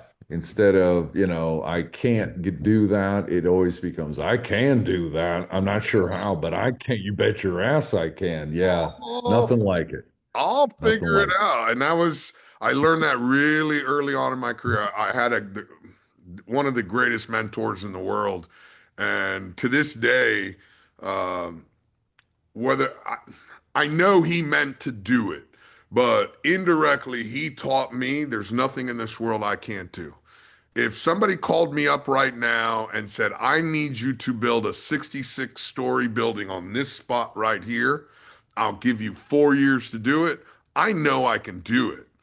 I don't know anything about building, but I know I can do it. That's not a Yeah. problem, Yeah. you know? It's a key So, ingredient. Key ingredient. No doubt about it. Yeah. yeah, it's belief. You have to believe, you know? When you wake up in the morning, you have to believe in what you're doing. And and I do it. I love it. I love getting on here and sharing the stories with you and sharing the stories with everybody else. You know, again, there's Yeah. somebody out there that might be listening to this that maybe never hunted, maybe never fished, or maybe they're on vacation to visit a friend in Oregon. They're like, "Oh, I didn't know I can go fishing there. I didn't realize that. Let me reach out to the Oregon's Hunter Association to find out where I can do this." Again, that's that one person. That's that elephant. Yeah, and they always everybody always becomes a force multiplier of their own after they kind of you thought disappeared from your life, and you're like, what? Oh yeah, I remember that guy or I remember that gal. It always circles back. It So in a way, it's paying all of it forward for each other, right? Supporting one another that way. And Fly, I do have to say this. I don't know if you spent any time on the Columbia. Oh boy. really, Now, this is from somebody not from here. That is one hell of a fishery. I mean, dude, this is from somebody who lived in Florida, been to Florida a lot, been around a lot, been on the Great Lakes, been on multiple rivers in the state of Michigan, right? I've kind of seen some really just outrageously strong, let's say steelhead runs, tarpon events, right? That Columbia River has to be visited if you like to fish. That thing is so long and has so many different habitats and different species along the way.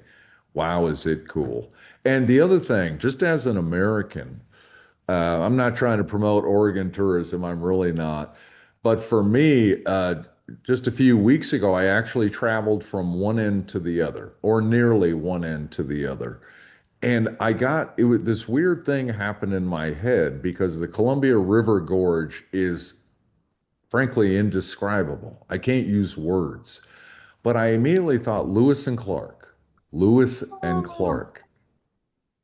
This must have been, pardon my French, scary as shit because you're literally looking at a landscape with this massive gorge. Think of like not quite Grand Canyon, not quite that stature, but a river that cut this on its way to the ocean. But you're over here, you're at the front edge of that, so to speak, and you start to explore and you're on rafts and all this crap. I can't even imagine that original kind of frontier generation of this country because I'm in a modern conveyance with plenty of gasoline, and I'm like, this landscape. It's like a moonscape, but at the same time, among the most beautiful and powerful things I've ever seen. So I can't recommend it more highly. They got some sturgeon in certain sections of it, but obviously a lot of salmon. And we've got dam environments, and then obviously the pools that fill behind. And anyway, an incredible, incredible kind of fishery. I don't know where it ranks nationwide, but it's got to be all the way up there. I'm Really, really cool. I'm trying to think. Back in 2020, I wrote my first book, Okay. and I wrote a book on the top 60 tournaments of the United States and Okay. or of North America, should I say? And I believe there was a tournament. I think it's called the Columbia River 10. Okay. I can't remember. I got to Yeah. look back, but it was talking about. I guess there's some buoy marker or something in the Columbia River that everybody fishes around, and it's quite a big tournament. And I've heard a lot of things. It's it's now on my list. Okay. Good. It's now on my list. I'll probably reach out to you for some recommendations on where to go, like uh, Yeah. Well, people I can I've charter or certainly got something. Yeah, I've got a massive network of charters. So, Okay. we obviously have a lot of banquets and events and dinners, and we very, very generous guides in the state from the coast, like for halibut and everything else. And as long as the Columbia River Oh, let kind me of know. system. Let me know when your banquet is. One thing I love to do is uh, buy trips at banquets. I love Okay, I well, love going to yeah. banquets because of the fact these people donate, and a lot of times you can get a good deal. Yeah, on these trips, and it helps the organization. And of course. I've bought all kinds of trips over the years because Yeah, our banquet. I wouldn't normally just call somebody up and charter. Usually Right. it's people that call me up and they invite me to go somewhere. But every once in a while, that's why I like the banquets. It's like, oh, I've always wanted to fish there. Okay, let me buy that 2-day trip. Well, yeah, well, and here's the good news on this. So our banquet season is over for 26, but 27, it starts in January and then rolls all the way till May. We Oh, have our state level one, kind of the big one at the end of the year, but some of these chapter events. So I don't know if you've ever been to Bend, Oregon, and Central Oregon. It's kind of the outdoors person center of Oregon. That event, holy smokes. And I don't know how many trips they auctioned off, fishing really? trips. So that we'll do this because that gives you some advance runway, right? I will kind of put the feelers out in the coming months who's going to have a lot of fishing trips at their Yeah. banquet. And it could be any of the 26. It could be close to Portland, so relatively easy for you. It could be somewhere else, but we'll Keep we'll me work away on from that for Oregon. next I year. don't know if I would mix well with Oregon. Portland, you mean? Yeah. I'm sorry, Portland. Yeah, yeah, yeah, I'm sorry. I'm sorry. I'm sorry. I say that. I fly in and out of Seattle. I try to Yeah. avoid the city itself, but yeah. I actually, the funny thing is, I've I've been on the board of a nonprofit out of Tacoma called Mission Outdoors. We get military members, retired and active, Oh, out fishing and hunting all year long.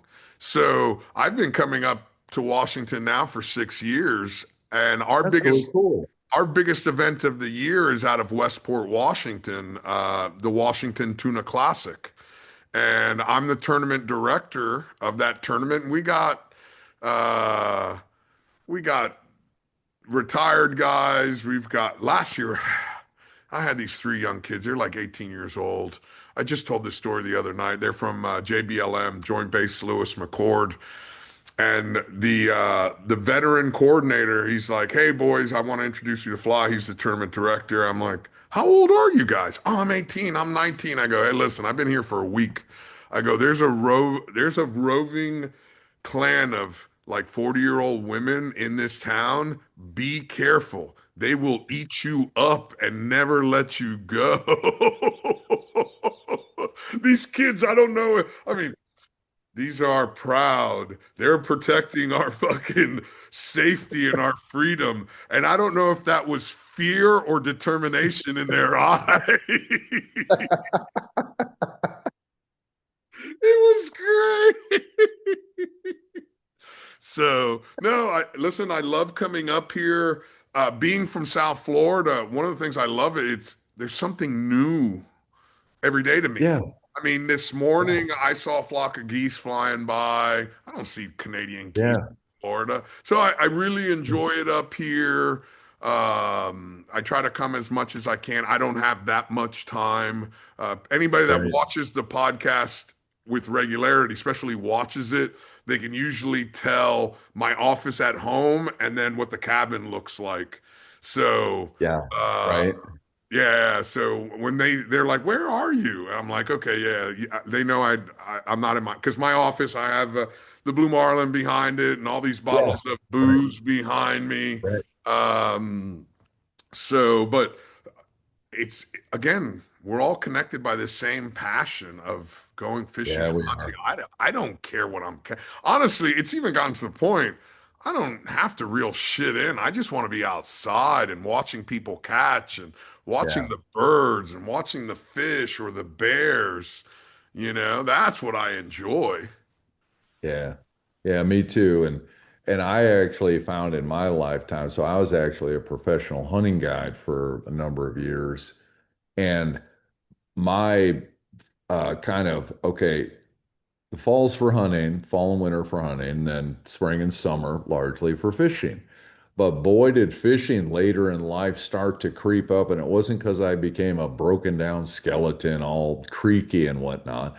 It was because I spent so much time hunting earlier in my, and I still love it to death. And man, I love a duck blind probably more than anything else on the planet.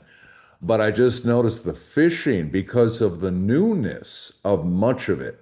Like I still have much of this country to explore, quite frankly, if I ever get the chance, right? If I ever kind of get free of the IP-28s, and actually get extra time to fly to Maine or wherever it is, right? It's the newness of all of it. And so I'm super excited about this summer here in Oregon. My first summer in Oregon will be, boy, I'll be all over the place. All of these rivers right here where I live in Southern Oregon has the Rogue River, again, another great fishery. And then there's a multitude of them in this state. So fishing has kind of taken over a little bit, even though I'm executive director of Oregon Hunters Association, because of what you just described. That boy, tripping across, coming across brand new experiences with that same basic foundational thread that Yeah. I'm looking for, that sunrise and yeah, and the family and the connection. Yeah, yeah. It's all very, very important to me. Yeah, fishing is very similar to duck hunting.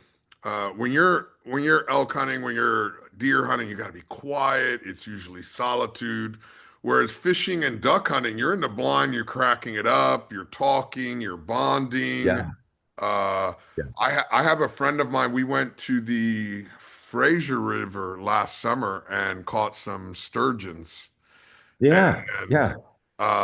his son, my buddy's son, who was 12 at the time, Uncle Fly, it's your turn. I go, hey man, I'm tired. You want to reel my fish in?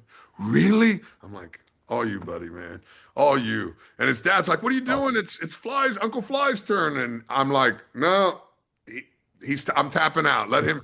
He caught all my fish. I'm happy. I don't care. that's cool. There's That's nothing better than watching fantastic. a 12-year-old catch three of Uh, these dinosaurs. Nothing better. Yeah. And again, those are the memories. I have a special place. It's immediate, it's clear. They're my strongest memories to this day.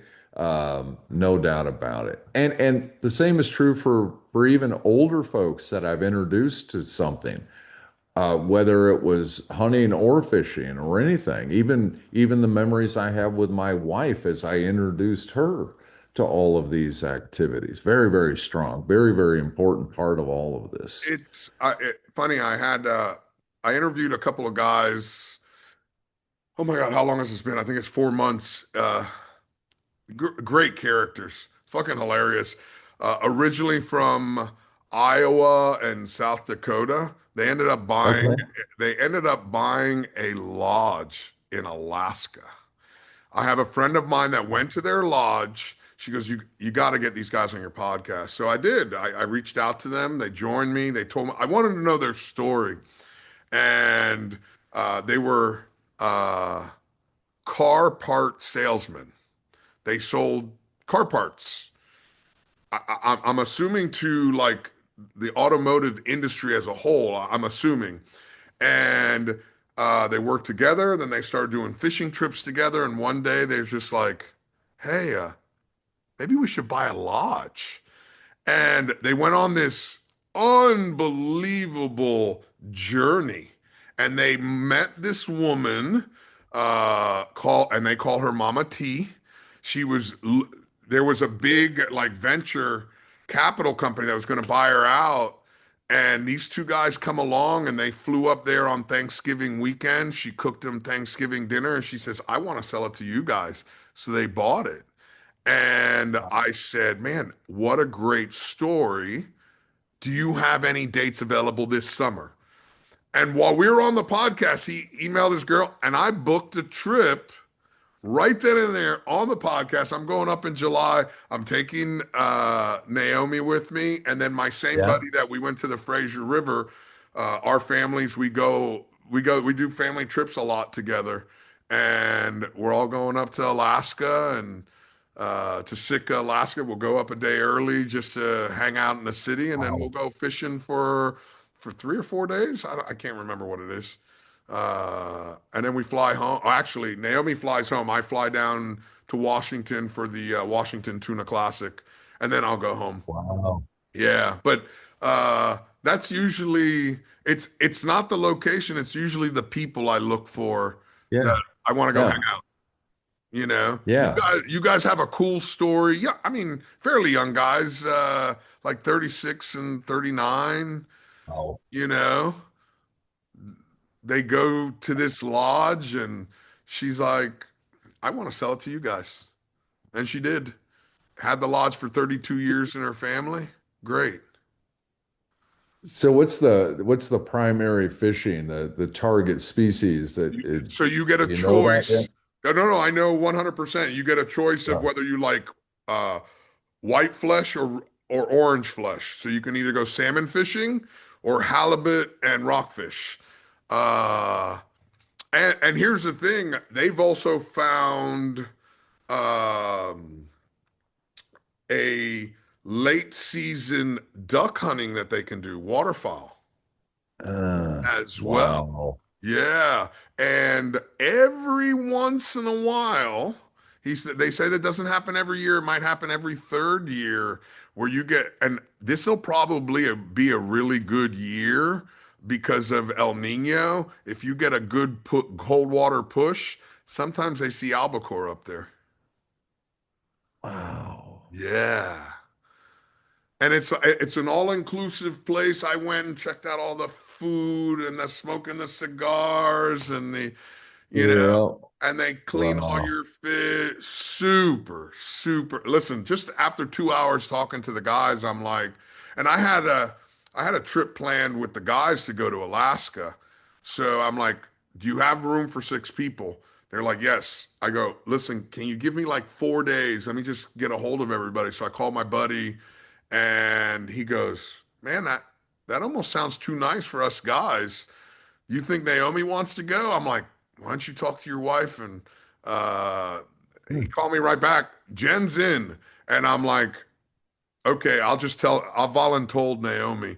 So when I saw her, she's a equine vet. And I said, hey, block out these days. She goes, why? What are we doing? I'm like, we're going to Alaska. Again? All right. Cool. That's So awesome. yeah, we did Alaska, I think 6 years ago. She absolutely loved it. Loved it. We fished the Kenai, we fished Seward. Um, and again, going like what you said about memories, just uh hanging out there and I don't care what I catch. I want her to catch. We'll Yeah. come home with some fish and a little bit of salmon, mainly halibut. Uh, Ugh, jealous. yeah.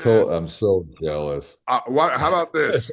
On here, I'll invite you and your wife to come up and join us here and have some salmon or halibut one time.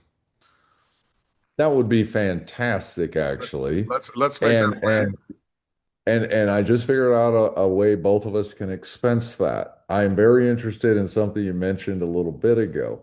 This group you actually serve on the board in. I did a lot of work with the Department of Defense and Veterans Affairs and the Marine Corps, etc., on suicide prevention efforts when I was at NRA. It's something I kind of forced fed into both systems. Very, very great stuff we ended up doing, right? So I have a great interest in helping to serve our servicemen and women.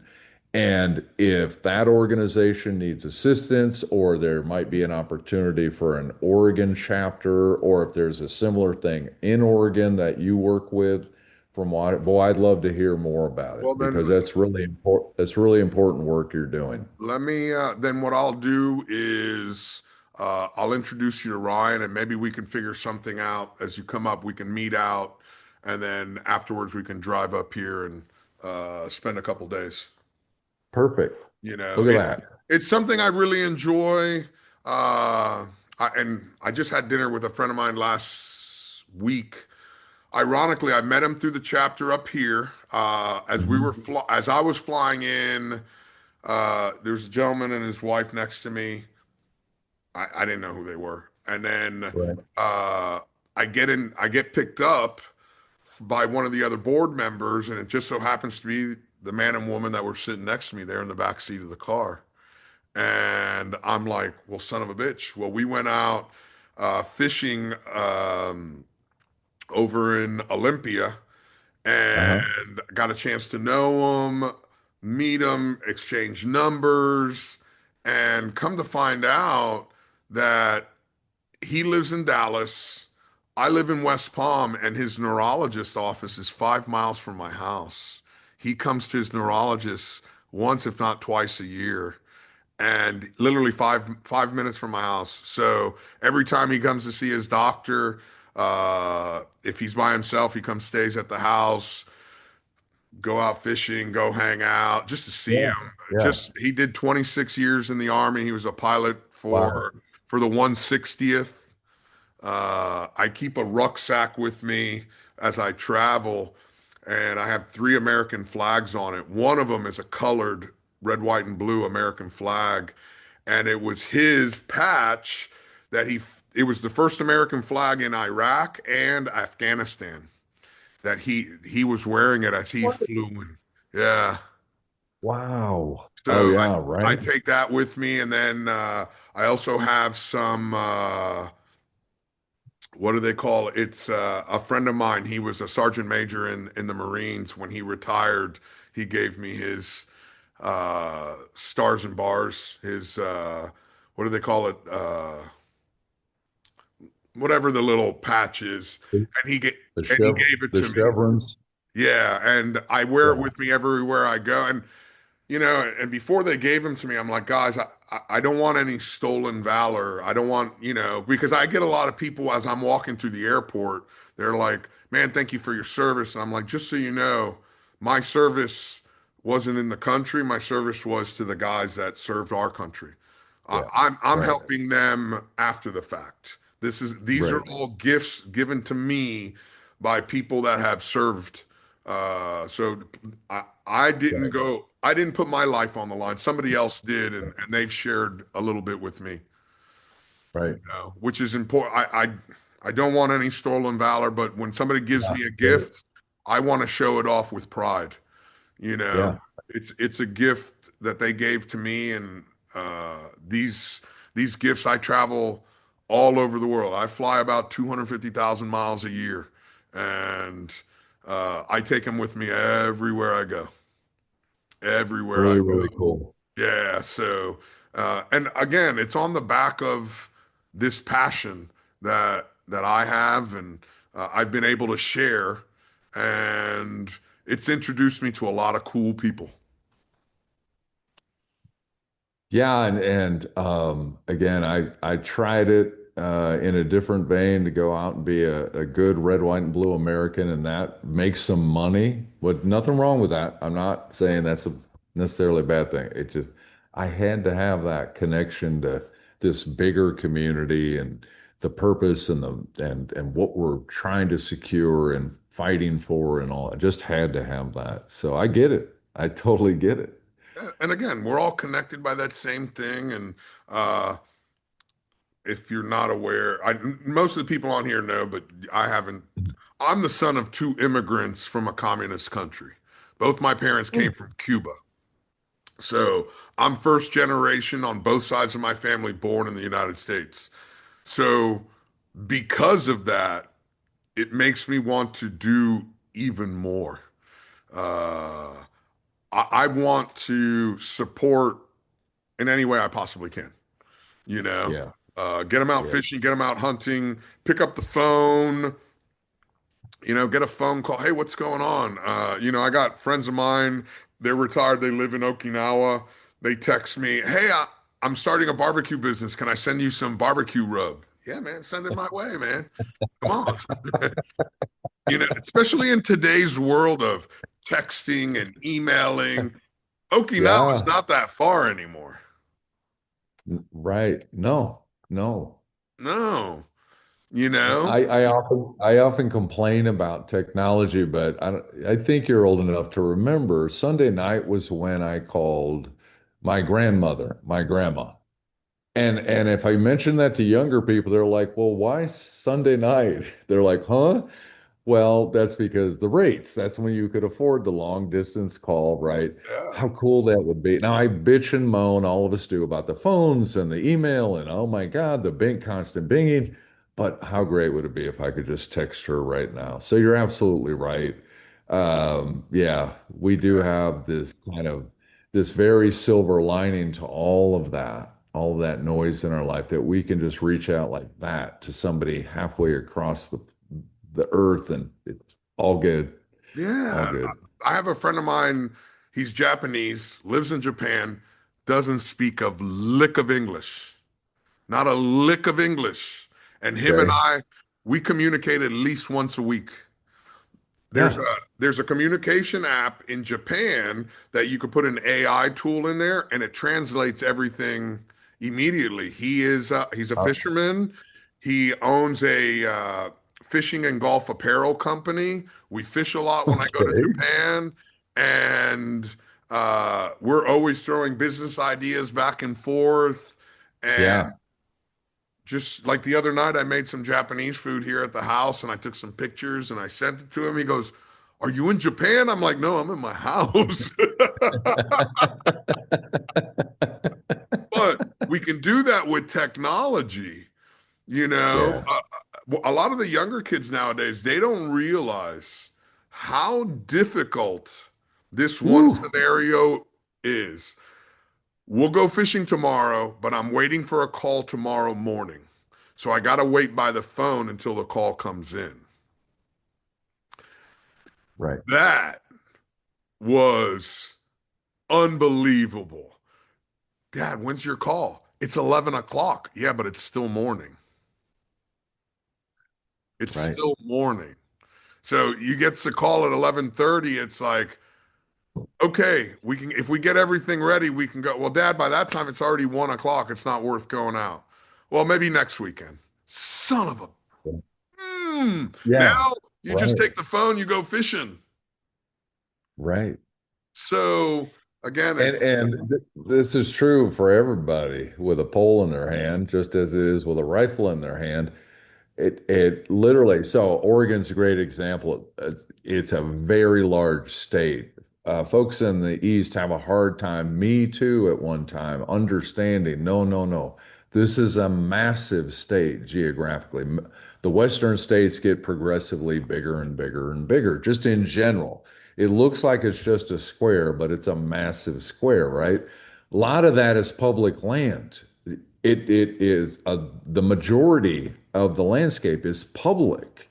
So much of the hunting is conducted on public land, right? Well, these days, you're out. Let's say you're going after muleys, elk. It doesn't really matter. You're always your preseason scout is going to involve looking for sign. Well, you might be on a track that is. It could very well be a 12,000 acre wildlife management area. It could be a 50,000 acre wildlife management area with one logging road. Well, back in the day, just again, for folks like you and me with gray hair around, that meant you better know your fill in the blank because that rock looks like that rock. Look, they're all green, oh, these trees. Well, these days you just go, boop, I just dropped myself a pin. Oh, I found that rub, boop, drop myself the pin. And so younger folks, it's awesome, right? But you can't even explain. No, you don't even get how awesome that is. It's just kind of average awesome to you. It's just part of your everyday life that the technology can bring. So same thing for you. I used to throw those buoys and I'd be like, I think I missed, that thing's unwinding and you're like, come on, hurry, hurry, hurry. We got tied or whatever, right?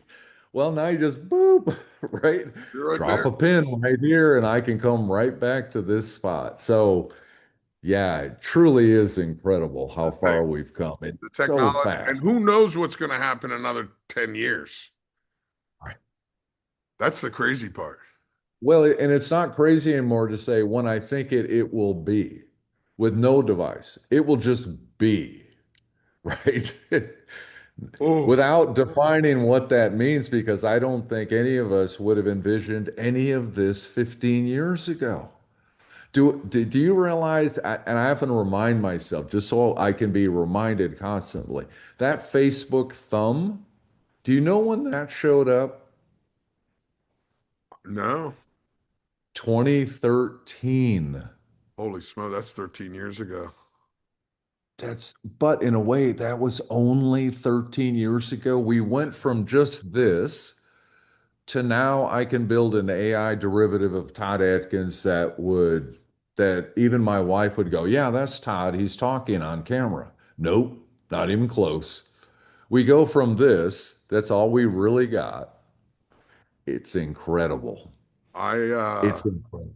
I've I partnered up and I have an AI company. I don't know anything about it. I have one of my friends from 5 years old, part of that little Yeah, group chat.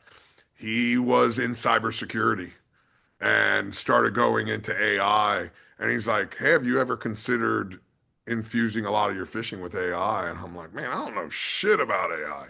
He goes, "Come on, let's create a company." So anyway, long story short, and I'm sure in the yeah, future we'll talk about this because we're still playing with a lot of other different things. It's amazing some of the things that I've done with AI, and I don't I always tell him, you know how to make the sausage, I know how to cook the sausage. I can cook the sausage. That's it. I just right, gave a I right. just gave a presentation to the state of South Carolina. She goes, "Oh my God, who does your presentations?" I'm like, "I did it." Really? And it was all AI. Yeah, It's all AI. right. You know, I tell it my ideas. It asks me my opinions. I know what I want. I have my vision. And Right. it drives my vision onto paper so somebody else, which is nice considering that I am so animated and I am so passionate. Sometimes it's hard to get Right. my vision out, So to get Well, somebody to put it on paper is phenomenal. no, I view it in only its current iteration. I don't, again, I think 5 years from now, I just think it and it happens, but I view it as a great employee. Yeah, Like, as you say, here's my ideas. This is a general direction. And whether it's 1,000 words or 10,000, it doesn't matter, or a PowerPoint deck, it kind of doesn't matter. I can look at that's a nanosecond. You know this. You get it, and I'm like, no, let's change this. Not quite there. But all of those iterations and drafting, so to speak, I'm like, I would have fought this damn thing for 4 hours. no, Just me, and I'm so good. You see what I mean? Like, well, of yeah, course. And that's kind of what Elon Musk admitted when somebody said, well, how can you all these dire warnings about AI and you're such a major investor in it? He goes, because I don't have any choice. Well, guys like you and me, and fill in the blank for everybody else too, pretty much everybody is overtaxed with things to do at this point. I'd be a fool not to use it. Of course, yeah. companies are using it. Of course, individuals are using it. It just kind of, so 10 years from now, yeah, I think I'll just think of things and they'll happen. Well, it's so funny you say that because I heard this, and you can relate. I think you can relate because we kind of come from the same generation. The younger kids, the kids like your grandchildren, 5, 6, 7 years old, Yeah. before us, our parents and our grandparents, they got to see the transition into industrial revolution, and they got to see the transition into technology. We are the first generation that went from a phone connected to the wall to internet to now AI. It the shelf life gets halved and halved and halved and halved. These young kids, millennials and Gen Z, and then now Gen Alpha, they don't even get a lifetime to learn a whole revolution. A revolution for them could be a decade, your 20s. It's done. A whole AI revolution could happen. And now it's something else. And it's like Yeah. we don't, animals don't, and I'm boiling us down to basic animals. We don't change very well. It takes a little while. It takes a little while. I'm stubborn. I know. There's certain things that it might take me a little while. You don't get a choice now. You got to learn, No. you know, Yeah. you got to learn. Yeah. This is how it's This, working. this Go ahead.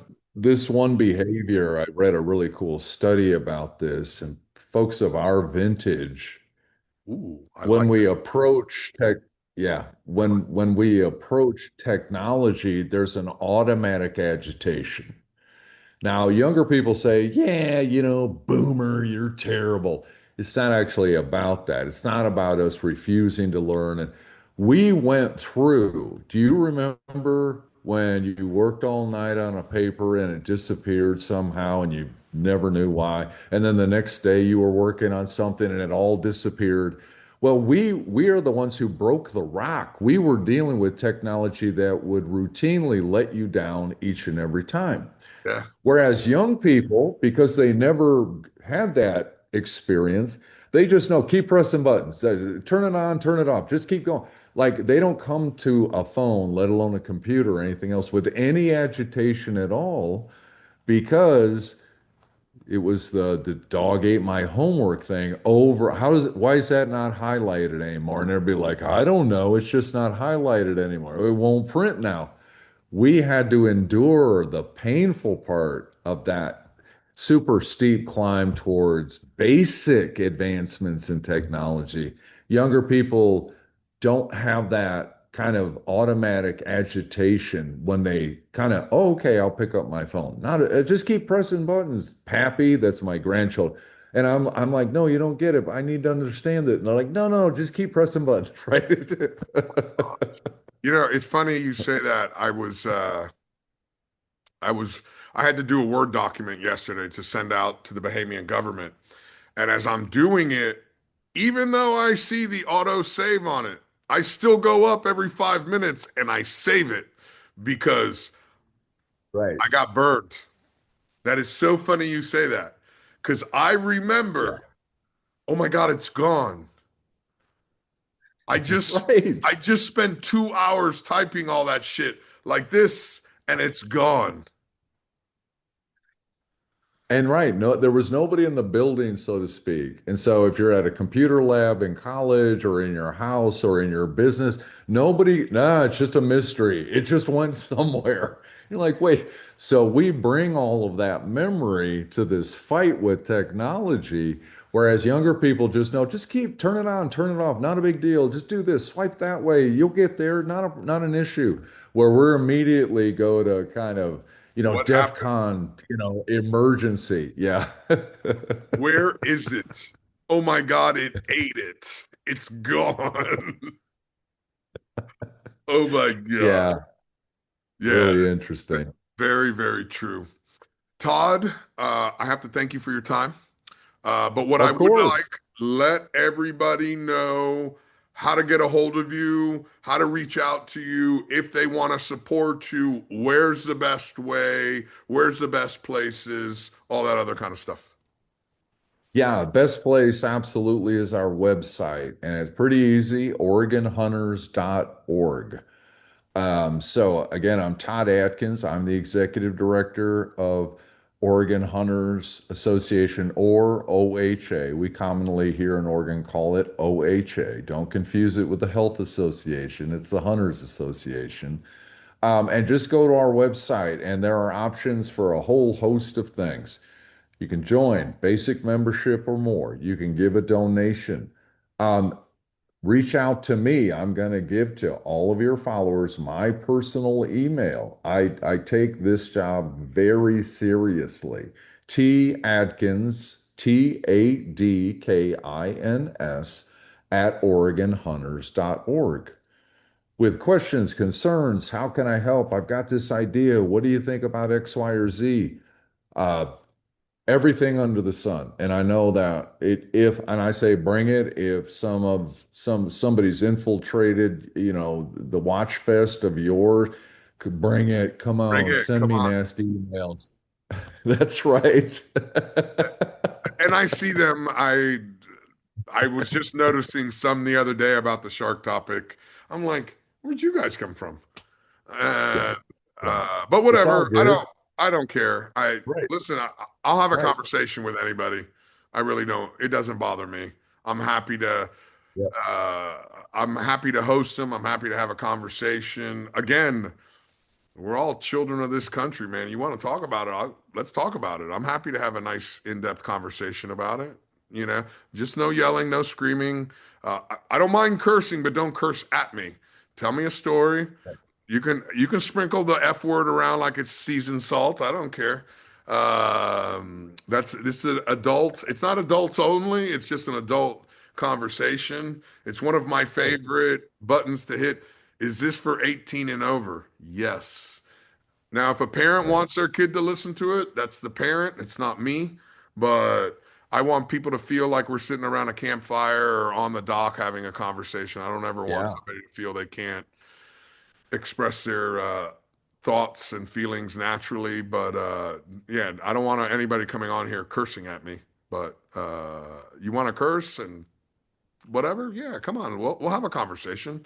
I don't mind. Right. And Todd, I will extend this invite to you. If at any other point something comes across your desk that we need to put out a call of action, let me know. And I'd like to also extend an invite, maybe closer or maybe right after election, we can get you on and you can give everybody a heads up on what happened. Yep. What I would really enjoy is just a date to remember, and I'll probably just fire off an email so you know. July 2nd. So just over a month out is the official deadline for them to turn in their signatures on IP 28. Then the Secretary of State will have a few days to decide, do some quality control things and see, do you have the requisite signatures and certify it or not? And then I will just include you as you're gonna get our updates and our news. The campaign is rolling. This is what we're doing. So that's gonna happen one way or another. And I'll leave it to you to share it with your people Okay. uh, at appropriate levels. But certainly we have to have the roundup. I'll come on and talk about when we're done kicking their rear ends up and down the street.